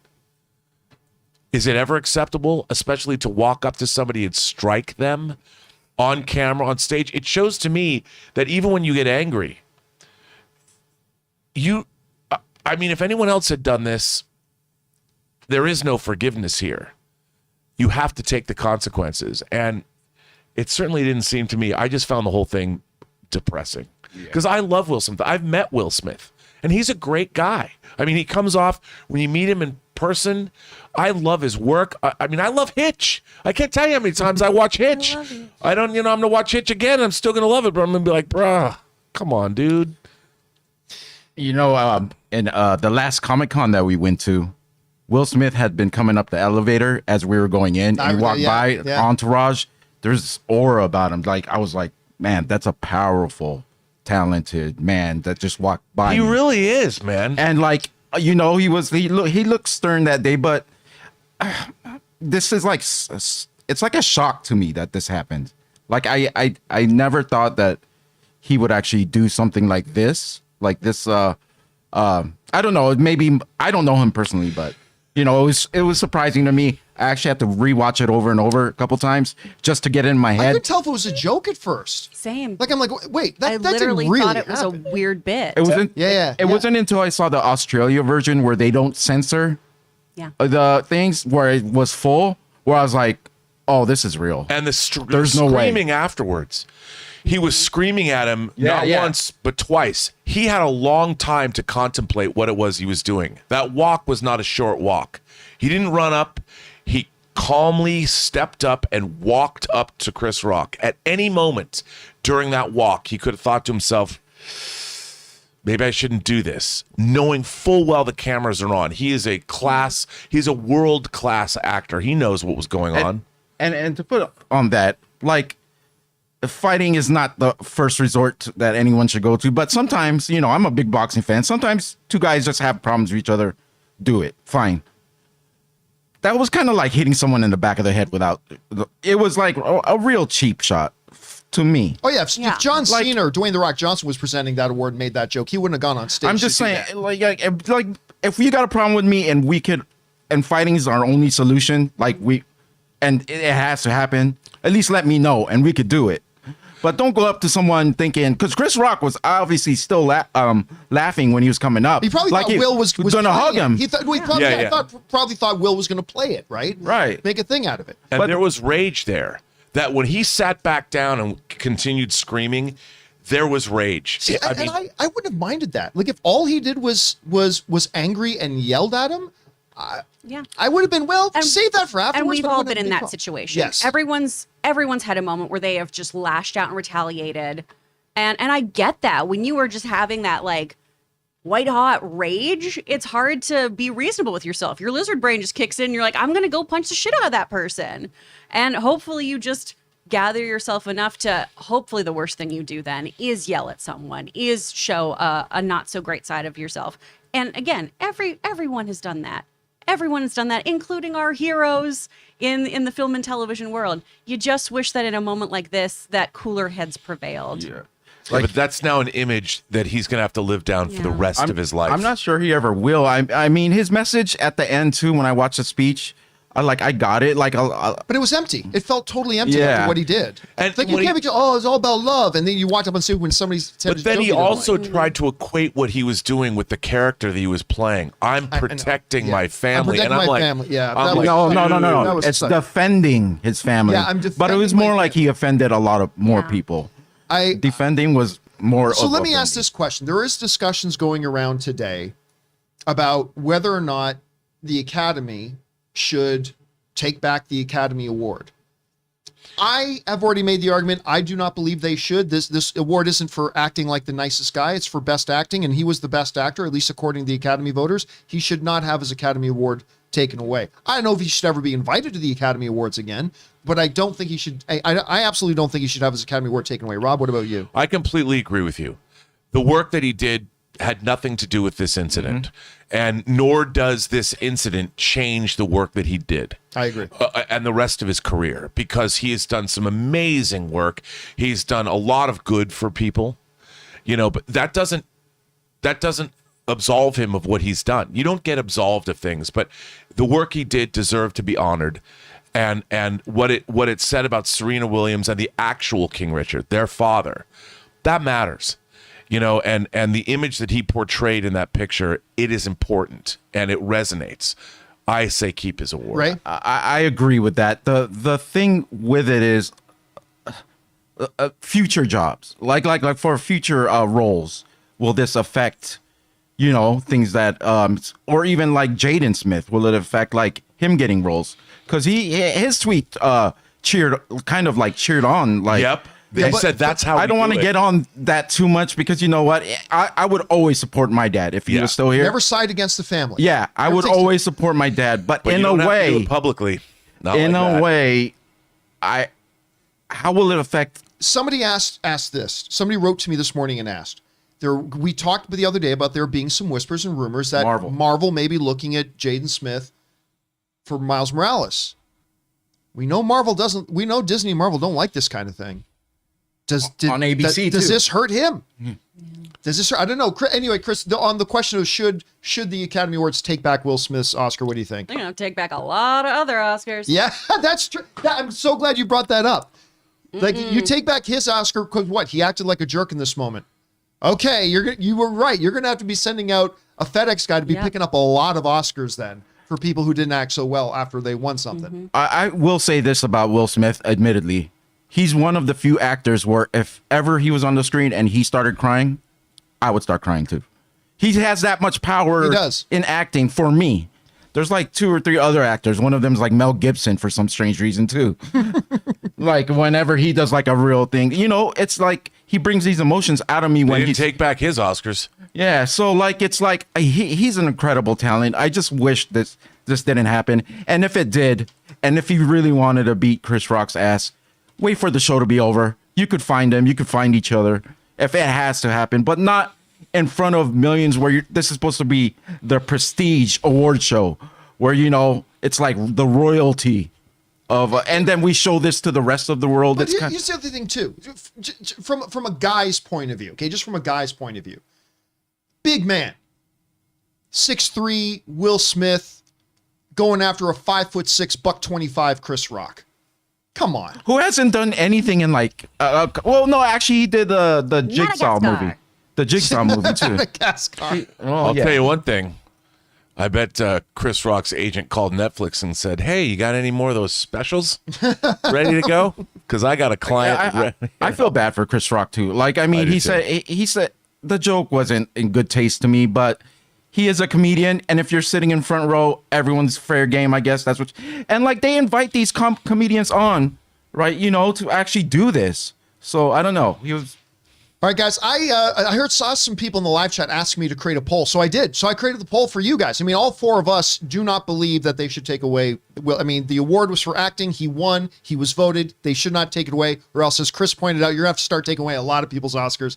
So I simply asked the question: should the Oscars take back Will Smith's Oscar? I just put it up right now. 1,800 of you have responded. 78% of you agree with us, saying no, they shouldn't, but 20% of you guys are saying yes, they should. And I mean, look, you just embarrassed the Oscars at the Oscars and you want to keep your Oscar? I get that argument. I do. I just personally feel like the Oscar wasn't handed out for like a Boy Scout merit badge.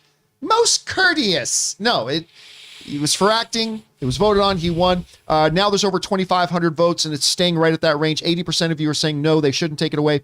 20% are saying yes, they should take it away. Anyway, guys, question is for you. What do you think about this? And what impact do you think this will have, if any, on the future of who want to host? I'll tell you what, Ricky Gervais would have been murdered 8 times over if people were allowed to act like this when doing offensive comedy. Absolutely. At a thing. Ricky Gervais will never want to host anything like this, but I'm getting written by comedians saying they're literally scared now. They are scared of doing their humor As if on they stage. didn't have enough to worry about with our PC culture run amok. I mean, and now they got to worry about literally peeping. Will Smith just made it okay to attack a comedian on stage. Anyway, guys, the question is for you. What do you think about this? Do you side with one or the other? Do you think the Academy should take away Will Smith's Oscar? Yes or no? Whatever you guys are thinking, jump down into the comment section below and let us know your thoughts. We want to take a moment and thank the sponsor of this video, Coinbase. Have you found yourself curious about getting involved in cryptocurrency, but if you're like a couple of friends of mine who have been really interested in it, they felt kind of overwhelmed by it, like not even knowing how to get started? Well, that's where Coinbase comes in because they make learning to buy and sell crypto simple. Coinbase offers a trusted and easy to use platform to buy, sell, and spend cryptocurrency. They support the most popular digital currencies on the market and make them accessible to everyone. They offer portfolio management and protection, learning resources, and a mobile app so you can trade securely and monitor your crypto all in one place. And that's why millions of people all over the world in 100 different countries trust Coinbase with their digital assets. So whether you're looking to diversify, just getting started, or searching for a better way to access crypto markets, start today with Coinbase. And for a limited time, new users can get $10 in free Bitcoin when you sign up today at coinbase.com/Campea. Sign up at coinbase.com/Campea for $10 in free Bitcoin. This offer is for a limited time only, so be sure to sign up today. That's coinbase.com/Campea. And thank you to Coinbase for being a sponsor of this episode of the John Campea Show. All right, guys, it's now time for us to go over and start hearing from you and what you guys had to say and want to talk about here. So let's get on over and start taking your live questions. Chris, what are people asking? Well, we first are starting off with a bunch of support. Chief and Rocky, Irene Jobson, and Kylo Ken all just sent in a donation. So thanks so much. Thank you guys y'all. for supporting us. Our first one, though, is from Raymond. I saw your tweet about Dune being the first to win 6 Oscars without Best Director nomination, but Argo won 7 without a Best Director nom. Did Argo win 7? It might have. See, yeah, I got on Twitter earlier today and I asked, I said, hey, everybody, fact check me on this. Is Dune the first film to win 6 Oscars? Now, did Argo win 7 or was it nominated for 7? That's a good question. I don't Ray, know. can you look that I'm up? looking that up right Look at how many things. So that might be different. Anyway, if you're right about that, Raymond, good fact checking. All right, what's next? Seconds from Disaster, 1 of 3. The slap heard round the world. Do you think Will overreacted? I do. It was a harmless reference joke, but it was.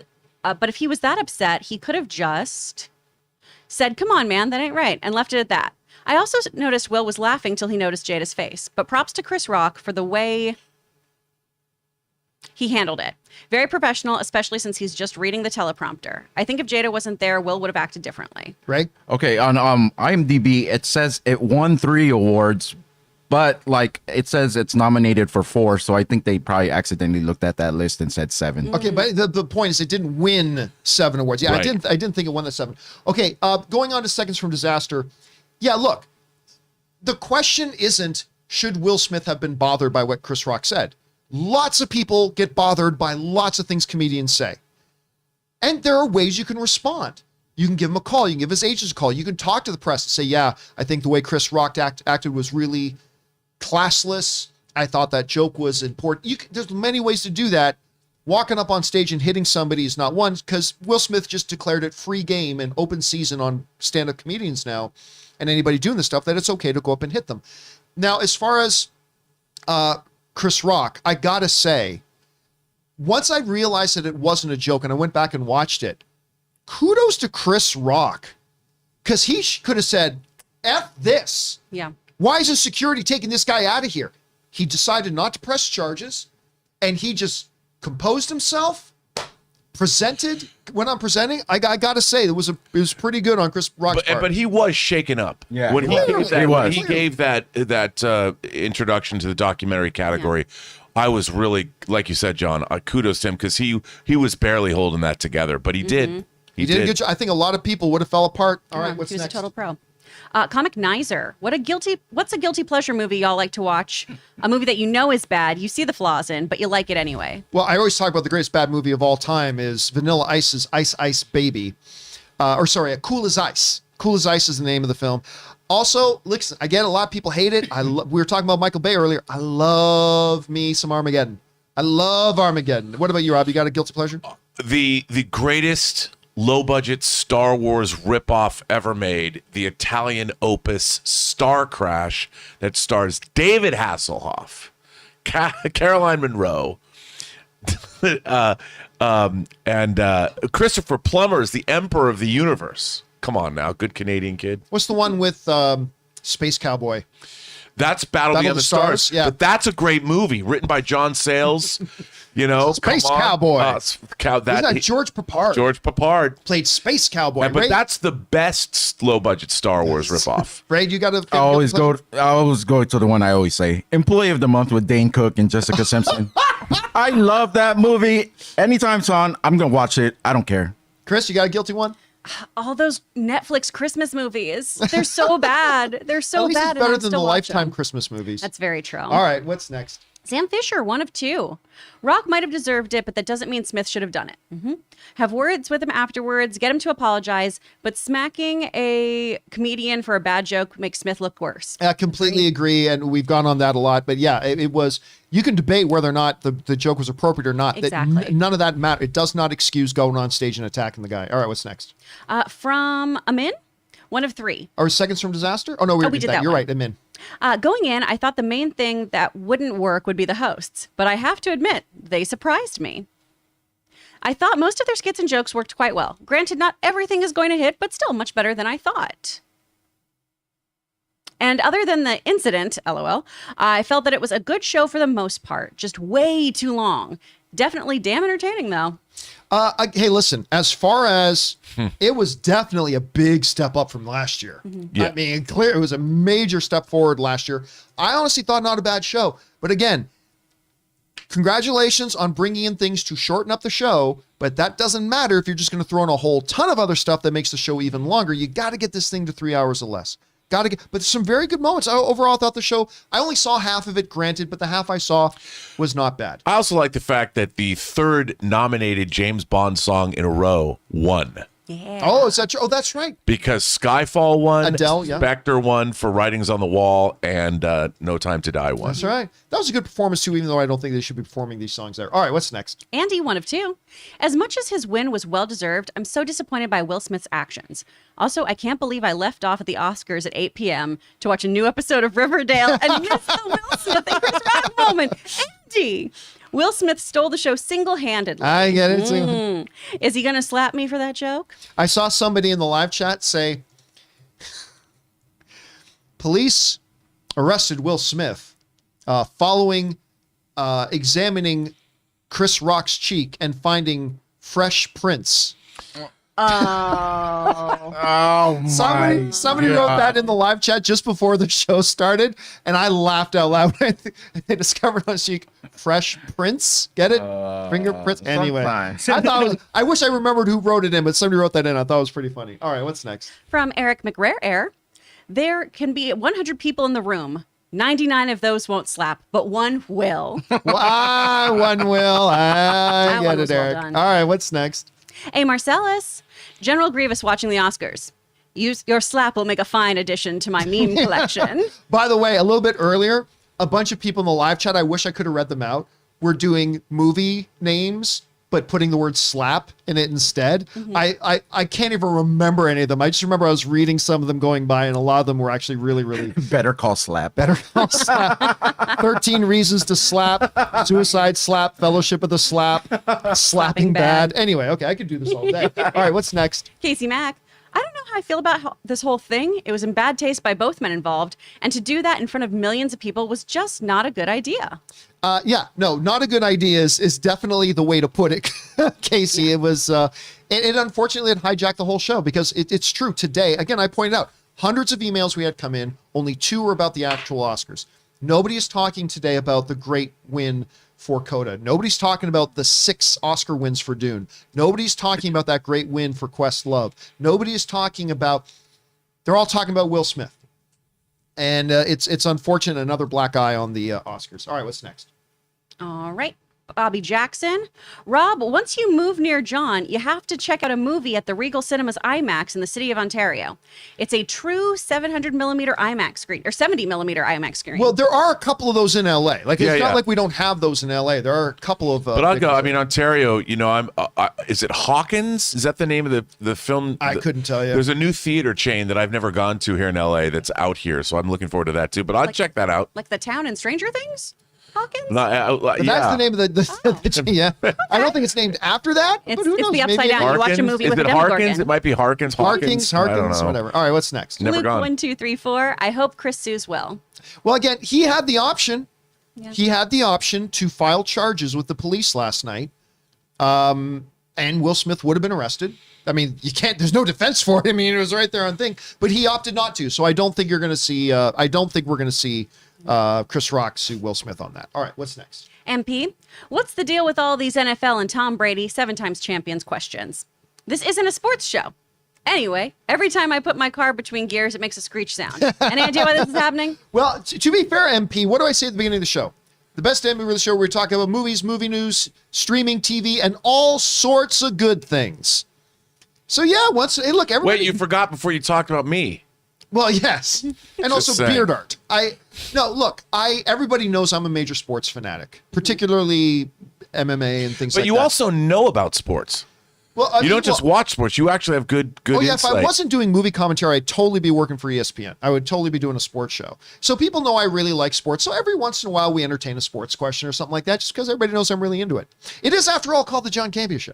For now, it is. I may have just leaked something, but anyway, let's keep going. What's next? Jeff Rigo. Oh, except for one thing, MP. Sorry, one thing, MP. I ain't know shit about cars. I know nothing about it. I can fix your laptop. I can set up a multi-global wide stream IT set, but I don't know shit about cars. I can touch your car and probably break it. which she did to my car a Yeah. couple of times. Yeah. All right, what's next? Jeff Rigo. Jeff Rigo. We gonna go see him this week. I'm dreaming about that. Go. Customers and I were live streaming the Oscars on their phones as I was cooking at the table, and we saw the slap live. We couldn't believe it. I hope Wow. you didn't drop your knife as you're doing. Chef Rigo is one of those hibachi chefs where he does all stuff. He served us at our friend Jalen's birthday. He's awesome. We're looking forward to going back in there. That would have been funny to watch that with with customers, Chef. All right, what's next? All right, from Chris Barcinas. How many memes are going to be made of the slap? If there aren't already 3 million, I'd be shocked. My favorite is the Batman slapping Robin. Oh yeah, that was used a lot. That was used a lot. All right, what's next? John Redcorn, thoughts on Triple H retiring from the ring? Listen, Triple H is in my top 3 favorite wrestlers of all time. Everything from his Hunter Hearst Helmsley thing to his Triple H to the Motorhead, the game, to all that kind of stuff. I've always loved Triple H, but I mean, his body has been broken down, man. It's time for him to retire. What's funny about Triple H is he got way better later in his career than he was in the beginning. I thought, at least, like body wise and just wrestling and promos, they all got better towards the end of his career. So, but his body was breaking down. So, sometimes you just got to call it quits. Time to go. All right, what's next? The one and only. My all-time favorite animated movie, Princess Mononoke, is having its 25th anniversary this year. Just curious on what your thoughts are on the film. Ooh. Chris? Oh, it is beautiful and heckin' violent. Oh my God. I was not prepared for the violence. It is. It is not your normal Studio Ghibli film that's all like sweet and warm and fuzzy. And you're like, oh, there's going to be cute food and everyone's going to be happy. No, it takes a turn.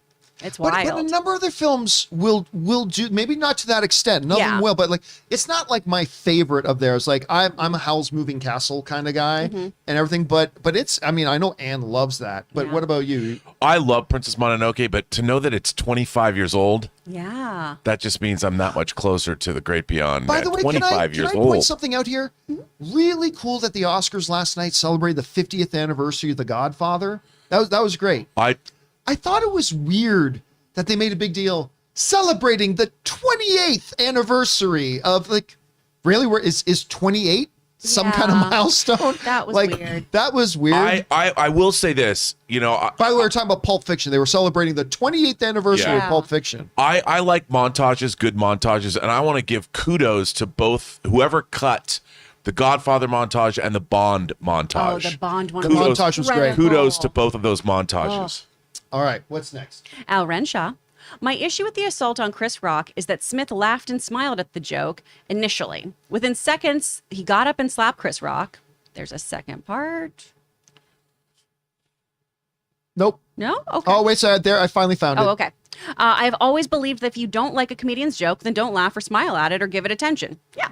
Comedians should be able to tell a joke. And listen, and I'm not saying I don't think anybody's saying comedians should have just absolute free reign and that there shouldn't be some things off limits, but there's a way to deal with that and there's a way not to deal with that. And what Will Smith just did is dangerous. All right, what's next? From Alpha Odorago, Will Smith went all out Ari Gold on Chris Rock. Yeah, kind of did. All right, what's next? Casey Mack again. Hey, John and crew, another series returning for your June TV viewing. Murders in the Building is coming back June 28th. Is it already Wow, back on June already? 28th? I love that show. By the way, I played a little bit of poker this weekend. How'd you do? I did. I walked away $3,700 up. It's the best night of poker I've had in about a year. I mean, it was a really good night for me. But while I was there, I was playing poker at the Agua Caliente Casino Resort in Palm Springs. And while there, as I walked in, they had a poster on the wall that Martin Short and Steve Martin are going to be doing an onstage performance there in a couple of months. Wow. I'm thinking we should all get tickets and go. Absolutely. Speaking of only Murders in the Building. So I got to get on that and check that out. All right, Yes. what's next? From Jay Bling, despite being available on digital, Spider-Man No Way Home won't stop crossing box office milestones.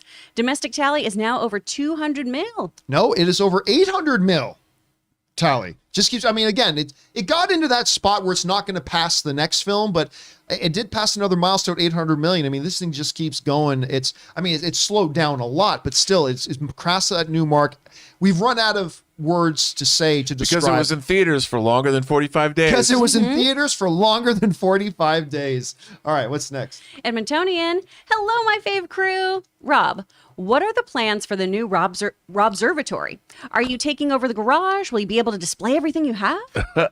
Yes, I'm taking over the garage. It's a little tighter on space, but it's going to be organized from the get, so I'll be able to There's gonna be more cameras, more lights. It'll just be a better environment. It'll look cooler. It'll look more slick and upscale and not so geeky. Who am I kidding? It's going to look geeky. All right, what's next? Fifi, I'm honestly proud of us as a society that we can watch Will Smith slap Chris Rock and Twitter instantly goes, "Is that a JoJo Bizarre Adventure reference?" I don't understand that at all. I think Chris does.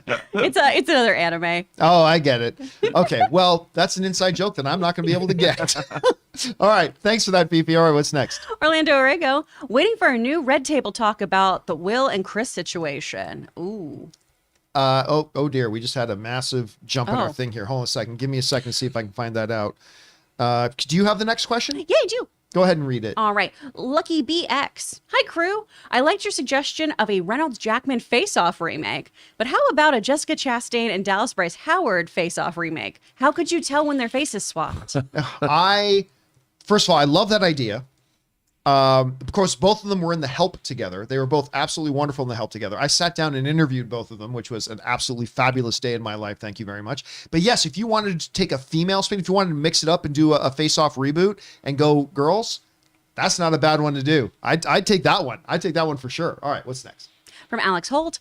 Did anyone else think it was a bit until Will started swearing? It wasn't called for, and Will should have been thrown out, not hugged and applauded.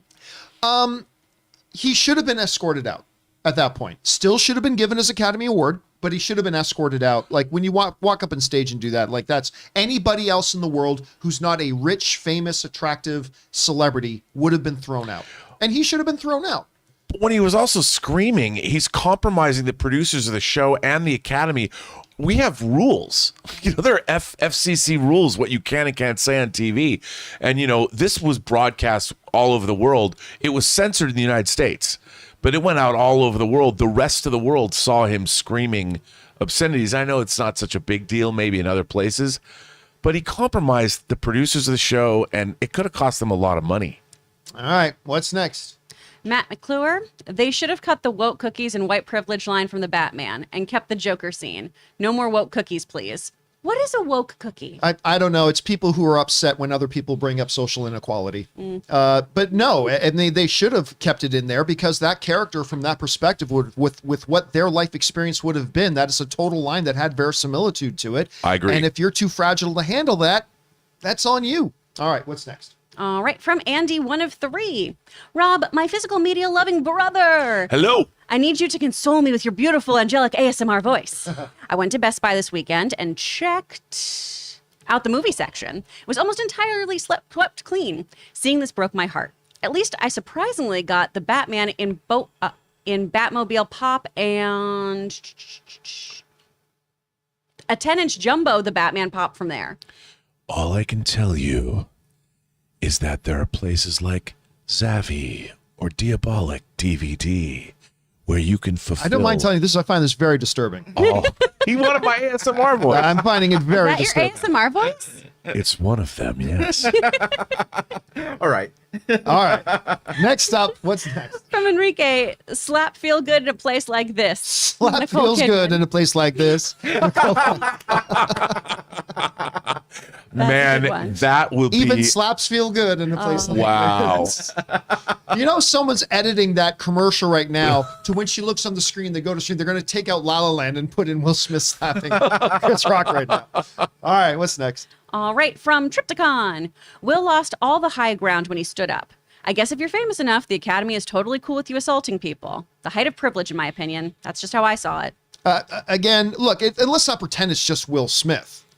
Our society has shown you over and over again, if you're rich and popular and famous, you get to do shit other people don't get to do. And like I said, anybody else would have been escorted out of the building. I think even a lot of people in that room would have been escorted out of the building. Hey, So, wait till South Park does their episode on this. oh my God. Oh, South Park yeah. is savage. Oh, how bad. South Park is going to be savage. Oh, yeah. It's just, All right, what's next? Sam Fisher, 1 of 2. This weekend was hard for me. John Friday saw the death of the Foo Fighters drummer Taylor Hawkins. Right. His energy and stage presence was infectious. His rapport... Where'd the rest go? It's there. Oh, thank you. With Dave was perfect. It'll never be the same. It was very sad. Yeah, look, I am not going to sit here and pretend like I was a big fan of the Foo Fighters. I wasn't. I wasn't a huge I didn't dislike them or anything. I was not a big Foo Fighters guy, so I'm not going to pretend like I did. But whenever you hear about a guy that young passing away, especially when they've got a lot of stuff going on, some great things happening for them, and just his bandmates and who've been friends with him for so long, thoughts and prayers. Do you guys have any thoughts when you heard about his passing? I was a fan. I mean, it's an old story told one more time, and it's really sad. Yeah, It's I really love the Foo sad. Fighters. When I'm feeling down, I just watch videos of them bringing up different people to play on Monkey Wrench. Like 'Cause the it's- girl playing the drums. Kiss Guy, he's wonderful. And that sweet little English girl playing drums is wonderful. When they bring other people in, they're such a great band. All right, what's next? All right, from Robert. Ray, are you a fan of the Red versus Blue series? Yes, I am. I watched that series when I was working at a mortgage company. That was a long before YouTube was around. Yeah. No. I was watching it because I was watching it like almost every day. So yeah, I'm a fan of Red versus Blue by Rooster Teeth. I think Rooster Teeth was the Now, company. did they create it or did they take it over at some point? I don't know. I have no idea. All I know is it had to do with Halo, and they were just it was just funny to me at the time. But I don't know. Maybe they came out with something new. I'm not sure. All right. But yeah. What's next? All right, from Bobby Jackson. John, you mentioned putting a bid in on a place. Any updates? There are updates. There will be announcements coming. I will make a fairly significant announcement probably on Wednesday during our members only live stream kind of town hall. So for those of you who are members, keep your eyes open for that. And that's probably coming on Wednesday. Oh, in the chat, people asked how they become members. Oh, if you look under the video, let me see if I can bring it up here. Let me see if I can get this here. Okay, so if you're on the page, you can see right here, that blue join button. See that right there? There's that. Or if I open up one of our other videos. There's and once let me again- pause it there. If you're on any one of our videos, you'll see below the video, right beside the thing right beside my name there's going to be a join button there as well. So that is how you become a member. So thank you for asking. All right, what's next? All right, from King Mike Todds. Hey, John and crew, just wanted to say thank you for keeping me smiling when I'm working dealing with annoying customers. Oh, it is our pleasure, man. I don't even know how people work retail. Like I would hate having to deal with people all day. Oh, that's it. Logan manages a shop, and every day there is some fresh hell that someone dishes out to him.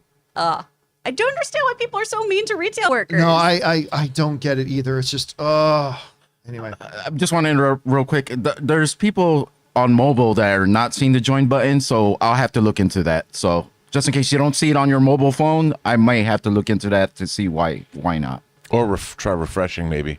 All right, what's next? From Will Smith's hand. Slap it to face. Got a little bit of I love you, man Yeah. reference there. I like that. All right, what's next? Seconds from Disaster, 1 of 3. Hi, John and crew. Since you actually listen to suggestions and use them if they're good, I have a suggestion for Movie Club. Maybe every couple of weeks, you guys can give some choices on a poll and let us pick which one we would like to have you talk about. Is that something you'd be open to do for your viewers? What do you think of that idea? Love the show, and thanks for considering the option. We did that. We did that once. Yep. And that's how we picked Django. Yep. We actually put up a poll, and we asked which of these films you'd like to see done next. And it was voted. Now, we're not going to do that all the time, and nor do I want to do that all the time. But a good opportunity for us to plug that tomorrow is the next meeting of Movie Club, and we're talking about this guy's movie. Henry said, John, I need you to do my movie, Man of Steel, the most underrated comic book film of all time for Movie Club. So yes, tomorrow at 4 p.m. Los Angeles time, we're going to be doing Movie Club discussing the most underrated comic book film of all time, Zack Snyder's Man of Steel. Make sure you guys join us for that. All right. Thanks a lot for that. Seconds from Disaster. What's next? Casey Mack again. I will likely see Lost City tonight, but I found out that one of my AMCs is screening a special IMAX showing of Everything Everywhere All at Once on Wednesday. So I guess I know what I'm doing Wednesday night. Go see that. I liked Lost City. It's a harmless, nobody will be talking about it a year from now, but a harmless, fun little movie with some decent laughs in it and have a good time. So do go see Lost City, but go see Everything Everywhere All at Once first. This movie is banger nuts. But kudos to Lost City for making some bucks. made at the over box $30 million office. this Doing weekend. well. Good on Yeah, Sandra good for Bullock. them. Good on Channing Tatum. But not on Wednesday night, because you know what Wednesday night is, right? Moon Halo. night. Moon Knight. Isn't Well, Moon Moon Night Knight's Tuesday Tuesday night? night. Oh, isn't it? Oh, yeah. Tuesday at midnight, Wednesday morning. But yeah, depending on where you are in the world, what your time zone is. It's okay, I thought Ray. you were gonna say. I thought you were gonna say Maybe- Halo maybe- because Halo's Wednesday. night. Halo- You want to Wednesday. watch Moon Knight Wednesday night? That's good for Yeah, you, you want to bud. watch it Wednesday night? You, You go watch it for when you want. Fenjecture in the live chat's got game day, game day, game day. That's right, it's coming. All right, what's next? Gone with the Cheddar, sending in a $20 super chat. Oh, thank you, God, the chat. I appreciate that, man. Highly recommend actors to take stage combat. Cool stuff at Oscars. Obviously, some not cool stuff. But Flash entering the Speed Force in a movie that didn't have a theatrical release was the #1 moment in movies this year. What the fuck? Yeah, look, Agreed. honestly, we're not even going to give it any airtime. We're not. That was such an idiotic thing that they did. It just no point even talking about that. Yeah, some good things happened at the Oscars, and unfortunately, that's not what people are talking about today. Or they're talking about the other stuff, and I get it. It's something that needs to be talked about. But yeah, and stage combat is actually really good. I've got a couple people who've worked for me that have actually taught stage combat. Oh, that's cool. Yeah, really, really cool thing. All We right. showed some of it at the top of this show You today. did. Yes, we did. You did a great That's job. right. At the highest level. The highest level. Robert Meyer Burnett pulling out his inner John Wick. All right, what's next? From Josh Kahn. Saw Hollywood Reporter article that states Oscar viewership was up around 3 million. Wonder what numbers looked like pre and post slap. Yeah, that's a good question. I wonder if the numbers went up. But no, look, clearly the numbers were significantly up from last year, as we kind of expected that they would be. The real question will be, what do they do next year now? And I mean, I don't know. We'll see, but mixed bag this year. But yes, the numbers were definitely a big improvement over last year. Brawl. They've got to plan a brawl. A big battle royal. All right, what's next? Glenn Mark, one of two, had a Godfather Chapek Mousehead joke ready to send, but now have soured on posting it. At a flat party Saturday night, I was told the horse head. Where are you, Glenn Mark? There is. Thank you. Was real. Now I recall I heard the bull killing in Apocalypse Now really happened.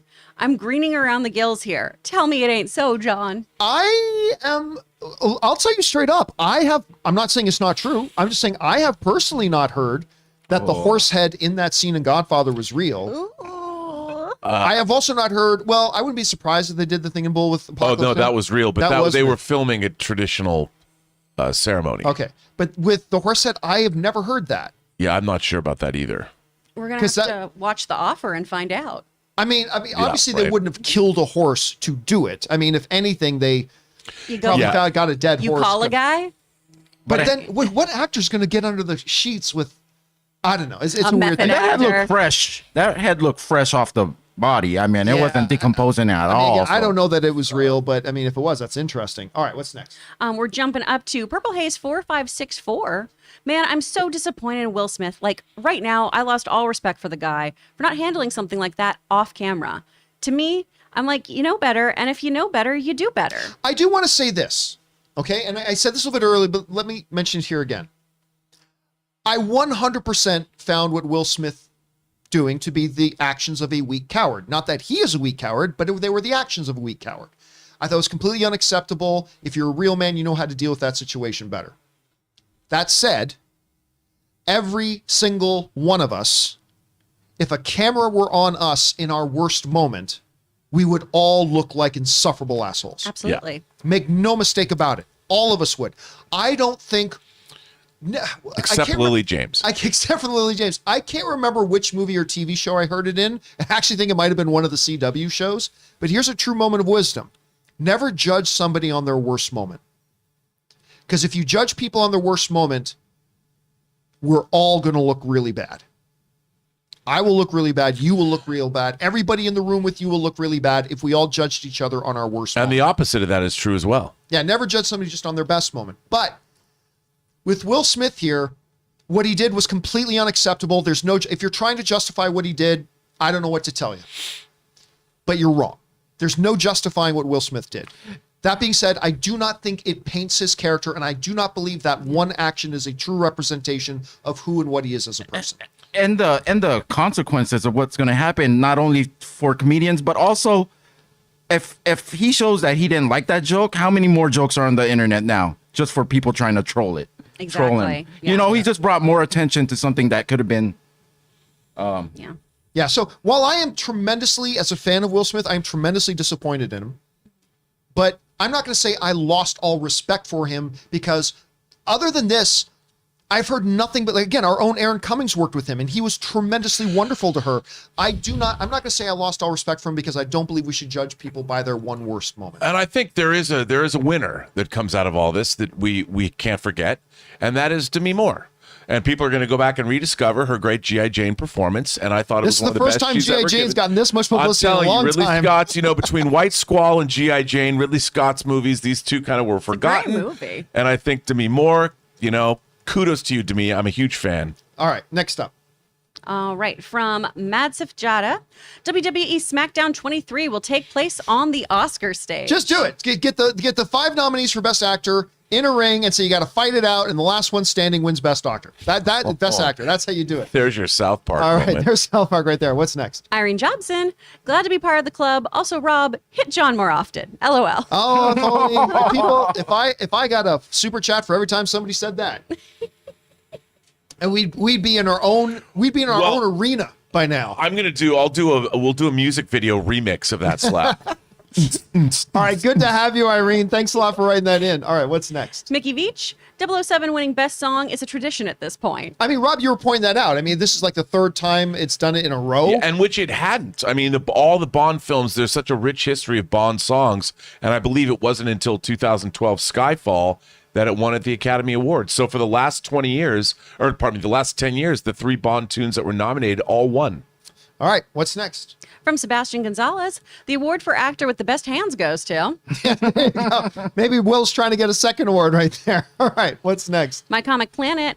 Here's my question. Doesn't the Academy not vet the monologue jokes before they air? And do you think Smith will lose his Oscar based off their code of conduct? No, I don't think he will, nor do I think he should. I think there should be some consequences for what he did. Taking away his Oscar is not one of those consequences. And I'm sure during rehearsals and everything, I'm sure the producers hear the jokes. I'm sure there's all that kind of stuff. So I'm sure, listen, what are we going to do? We're going to reduce ourselves to comedians can only tell why did the chicken cross the road jokes. Because listen, you have laughed hysterically at jokes that somebody somewhere found very hurtful and very offensive. And we just say, but it's just a joke. It's a joke. And maybe I'm not saying there are no lines that comedians can't cross, but when you get to the thing of a guy making a joke, making a comparison to a Demi Moore movie, and that becoming justification to walk on stage and physically assault somebody, that crosses a big line. So no, I don't think they should, they definitely shouldn't take away his award. That's not what the award is for. The award is for his acting, and his acting didn't change. If anything, we should reassess his performance in Ali. Yeah. Well, All right. Also, y'all, sometimes comedians go off script. Yeah, sometimes they do. All right, what's next? All right, from MP. Also, I don't have a car. I don't get that. Oh, because they asked about the noise in their car. Oh, okay. So now I got this thing. Yeah, I don't know shit about cars. All right, thanks, MP. All right, what's next? From Jerome, what do you guys think is the weirdest superpower we have seen so far on shows like The Boys or Doom Patrol? Ooh. But isn't it controlling poop in the animated? In the anime one, yeah. Oh, in Doom Patrol, there's an episode they have called The Sex Men. That's a play on the X-Men, where like there's some villain gains power when people are having orgies and sex around them, and massive orgies break down the house and they have to bring in the sex men. That's a great That's one of the most bonkers thing I've seen. And yet it was a deeply profound episode. There's a conversation in that episode between Larry and Robot about their failures as people, their failures as fathers, and trying to do the right thing. And that kind of sums up Doom Patrol. It's got all this wacky bonkersness all around it. Or Flex Metallo. One of the greatest scenes in comic book show history, where Flex, he has powers. Those of you who don't watch the show, Flex, when he flexes certain muscles, things can happen. Like if he needs to levitate an object, he flexes his pecs. When he needs a car to be knocked off a road, he flexes his calf muscle. So they're trying to do something, and he does this flex. And when he does, they're in the middle of a town park. 100 people around them all start having orgasms. It's one of the craziest scenes of television I've ever seen. And the line is, ooh, I flexed the wrong muscle. As like this 1 minute long, oddly uncomfortable, but incredibly hilarious scene of all the characters having orgasms because flex. That's the weirdest That's power probably the I've seen. weirdest. That's the weirdest power I've seen. All right, what's next? All right, from Anthony, loved the skit. Oh, that you guys did. Oh, thank you, man. All right, what's next? Dante, more mean Rob. More Rob's gonna come in like a tank top next week or something. All right, no, what's next? Oh, I hope not. Orlando, I was expecting Ray getting the slap since he is the comic of the group. LOL. I don't think we even told Ray about what we were doing because No. Ray was late today. So I don't Yeah. think Ray knew what had we were happened. doing when he got here. All right, what's next? All right, from Crash and Coyote, the slap heard around the world was so entertaining. I don't know that it was entertaining. I just felt awkward because I felt awkward. Number one. They were talking about us. Oh, us? Okay, that was entertaining. But again, I went back to it and like, okay, if that was a work, if that was a gag, I'm watching the Oscars, I'm like, then that was a really lame gag because this just feels Yeah. awkward and weird. It's just uncomfortable. I'm almost grateful it was real because it would have been almost even worse if it was a joke. All right, what's next? All right, from Al Renshaw. Besides the great Star Trek content, is Halo worth signing up for Paramount Plus for? I'm telling you what, Paramount Plus is adding more and more really cool stuff to their lineup. I mean, between 1883, the Mayor of Kingstown. I mean, I'm actually really quite liking Paramount Plus. I'm gonna give this person a tip. There's a Paramount that has like a 3-month trial that you could start. You just have to look up the coupon code. It's real easy to find. Just look that up. You'll get 3 months to decide for yourself. Because just like the Halo show, everyone just needs to decide for themselves. That's a good tip. Good tip. All right, what's next? From Daniel Dang. I know you guys don't like to get into politics on this channel, but this is too important to ignore. What were your stances on the Sokovia Accords? Cap was right. Cap was right. And even in Captain America Civil War, by the end of that movie, even Tony Stark realized Cap was right. Because he broke the accords, he broke the rules, he realized we can't have guys like this telling us what to do with our power. So yes, I'm Team Cap. Me too. Oh, really? No, I believe. I mean, I understand where Tony Stark was coming from as a company man, Yep. but you can't. It's not like the government gave you these powers, so why should they be able to limit them? Again, I said I was always Team Cap, but once you get to the end of Civil War, even Iron Man showed that, yeah, Cap was right because he did what Cap would have done. All right, what's next? All right, from Fifi. Happy 20th anniversary, Kingdom Hearts. Yes, yes. Oh, there you go. I've never played Kingdom Hearts. What? It's delightful. Yeah, I've never played Kingdom Hearts. I've gosh. played that. I don't It's even know what so it good. is. I I've liked always it. heard it a million times. So It's Disney and Final Fantasy having a baby. so is it a side scroller? Is it a role playing game? Is it a combat game? Is It's it, basically a JRPG. Okay. It's super, super fun. It's great. And you just explore different Disney worlds. do the they have music it is on incredible. PlayStation? Yes. It was made for PlayStation. All right, Yeah. I'll have to check it out. I will check out Kingdom Hearts. Oh, All right, it's what's great. next? Dre B. Avatar Young Chen novel coming in June. Ooh, that'll be Really? fun. Before? Wait a What? second. What kind of novel? What's Young Chen was the airbending avatar before Aang in Oh. Avatar The Last Airbender. And they've been okay. doing novelizations. I thought you were like, are we going to Pandora early? okay? Yes. Like, wait. Okay. Now it makes sense, Dre. All right. What's next? Awesome. Comic Nizer, any chance you think the Northman is gonna is a backstory of Alex Skarsgård's character Eric Northman in True Blood? Oh my God! If they did, That's pretty funny.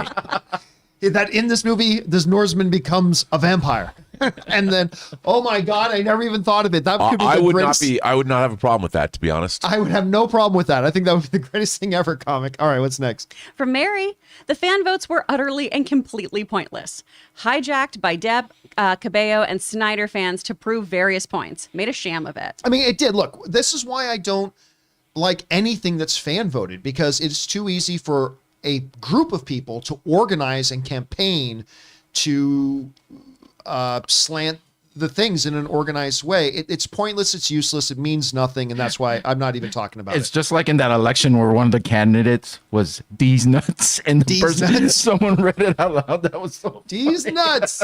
So you're absolutely right, Mary. All right, what's next? My Comic Planet, I signed up with your new membership program Thank today. you, My Comic Planet. Happy to keep supporting you, John, along with your great crew. Thank you so much. And listen, we want to do some pretty fun things with the channel memberships. Again, we're going to start with Wednesday with, well, first of all, keep your eyes on the community posts because there are going to be community posts that go up that are only for our members. Then if you're a certain level of membership, we're going to have like 2 to 4 times a month these live streams. There's going to be town halls with our members. Our people who sign up for the producer level, starting sometime in April, we're going to be putting up like a credits list for people who are sponsors of a producer level. We got a lot of interesting things planned. So thank you so much for signing up. We appreciate that.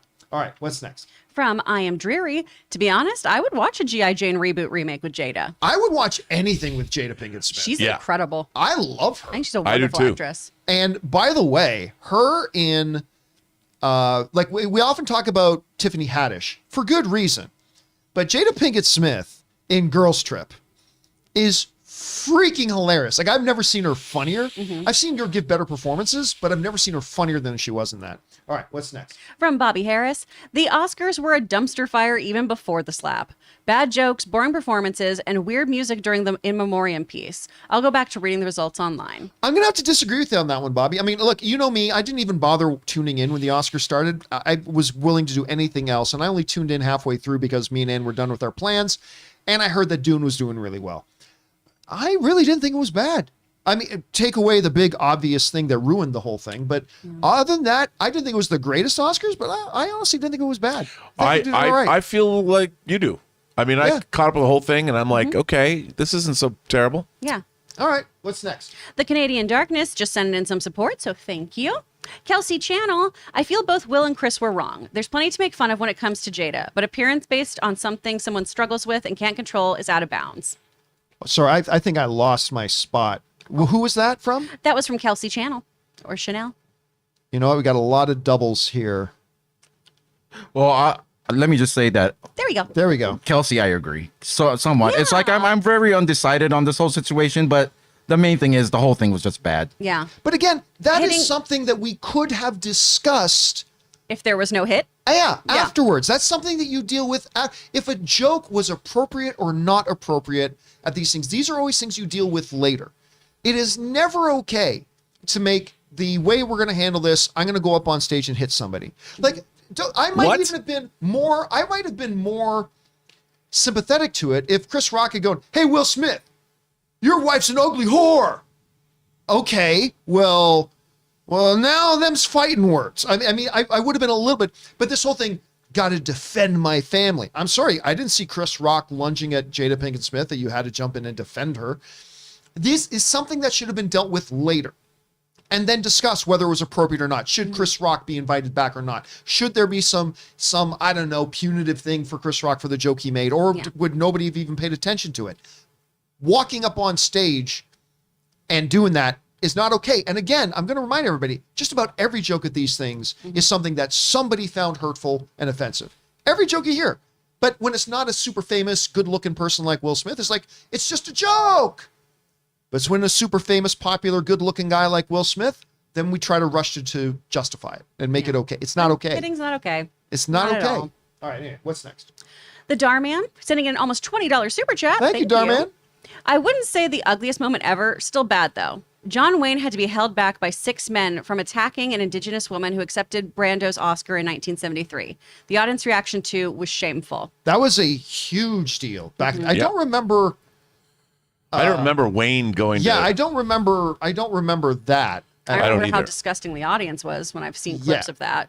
Why? Yeah, it was Shocking. a different time. It was a different. Oh, okay. Yeah. So someone accepted an award for somebody. For, yeah, it was For The Marlon Brando. Godfather. For The Godfather, didn't attend. Sasheen Littlefeather, I think. What is was her it? name. His choice of who Yeah. accepted it? Yes. He Yeah, checked he it out. did it on purpose. Yeah, he did it quite on purpose to be disruptive.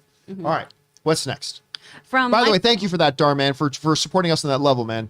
Michael Hamilton. Hi, John and crew. My cousin was Jessica Kindon. Was nominated for Best Documentary last night.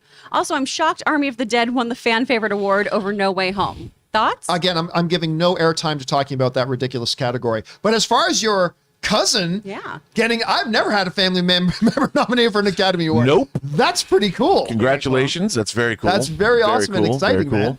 All right, what's next? Film Code Podcast. How'd you guys do in your Oscar pool? I got 19 right. Switched from No Time to Die to 2 caterpillars at the last minute. I got, not counting the shorts, because I never cast a vote in the shorts or anything, I got 2 wrong. That's good. I got 2 wrong. It was a pretty good Oscar thing for me. But I got 2 wrong. But again, that's not 2 out of all of them, because I actually didn't vote on animated short or documentary short or live action short or anything like that. All right, what's next? Dino Vader. Oh, by the way, did we get Anthony C? Oh, no. Anthony C. I got in one little fight in the Oscars and the Academy got scared. They said, your mom and your auntie and uncle in Bel Air. You're moving with your auntie and uncle in Bel Air. That's okay, Anthony C. That's actually pretty good. Pretty funny. That's pretty funny. That's pretty good, Anthony. All right, what's next? Dino Vader, the real scandal was at the 50th anniversary of the Godfather movie. That compilation clip was overlaid with rap music. Yeah, that wasn't good. I didn't mind it. I mean, it's not like The Godfather has a music that has a beat. No, know, true. But honestly, I didn't find it distracting at all. I thought it was perfectly fine. To me, it actually spoke to the transgenerationalness of true. the movie itself. Look, do I think they should have done that instead of the traditional music? I'm not necessarily saying that, but I didn't find it distracting for me personally. I just really like but I do wish that Robert Duvall had been on stage. I do wish that Sonny, James Caan. James Caan. I wish James Caan had been. Is Talia Shriver still? Yeah. I wish she had been on. That would have been nice too, just to have them there. But I mean, hey, De Niro, Pacino, Coppola, that was good. All right, Chris Miner. Crazy that Tarantino knew the 2022 lead actor win.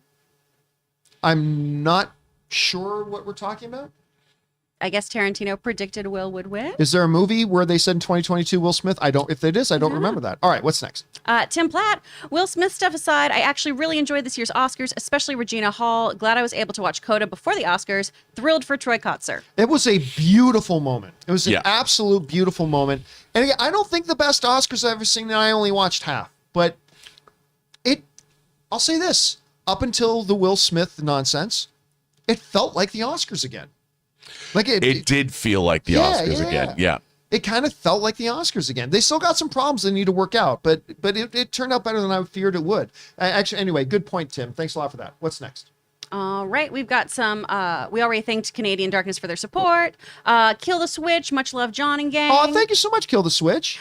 Chase Olivius with an almost $20 super chat. Thank you, Chase. Hi, John and crew. Happy Monday. Movie club ideas, The Usual Suspect, LA Confidential, and The Enemy of the State. Thanks.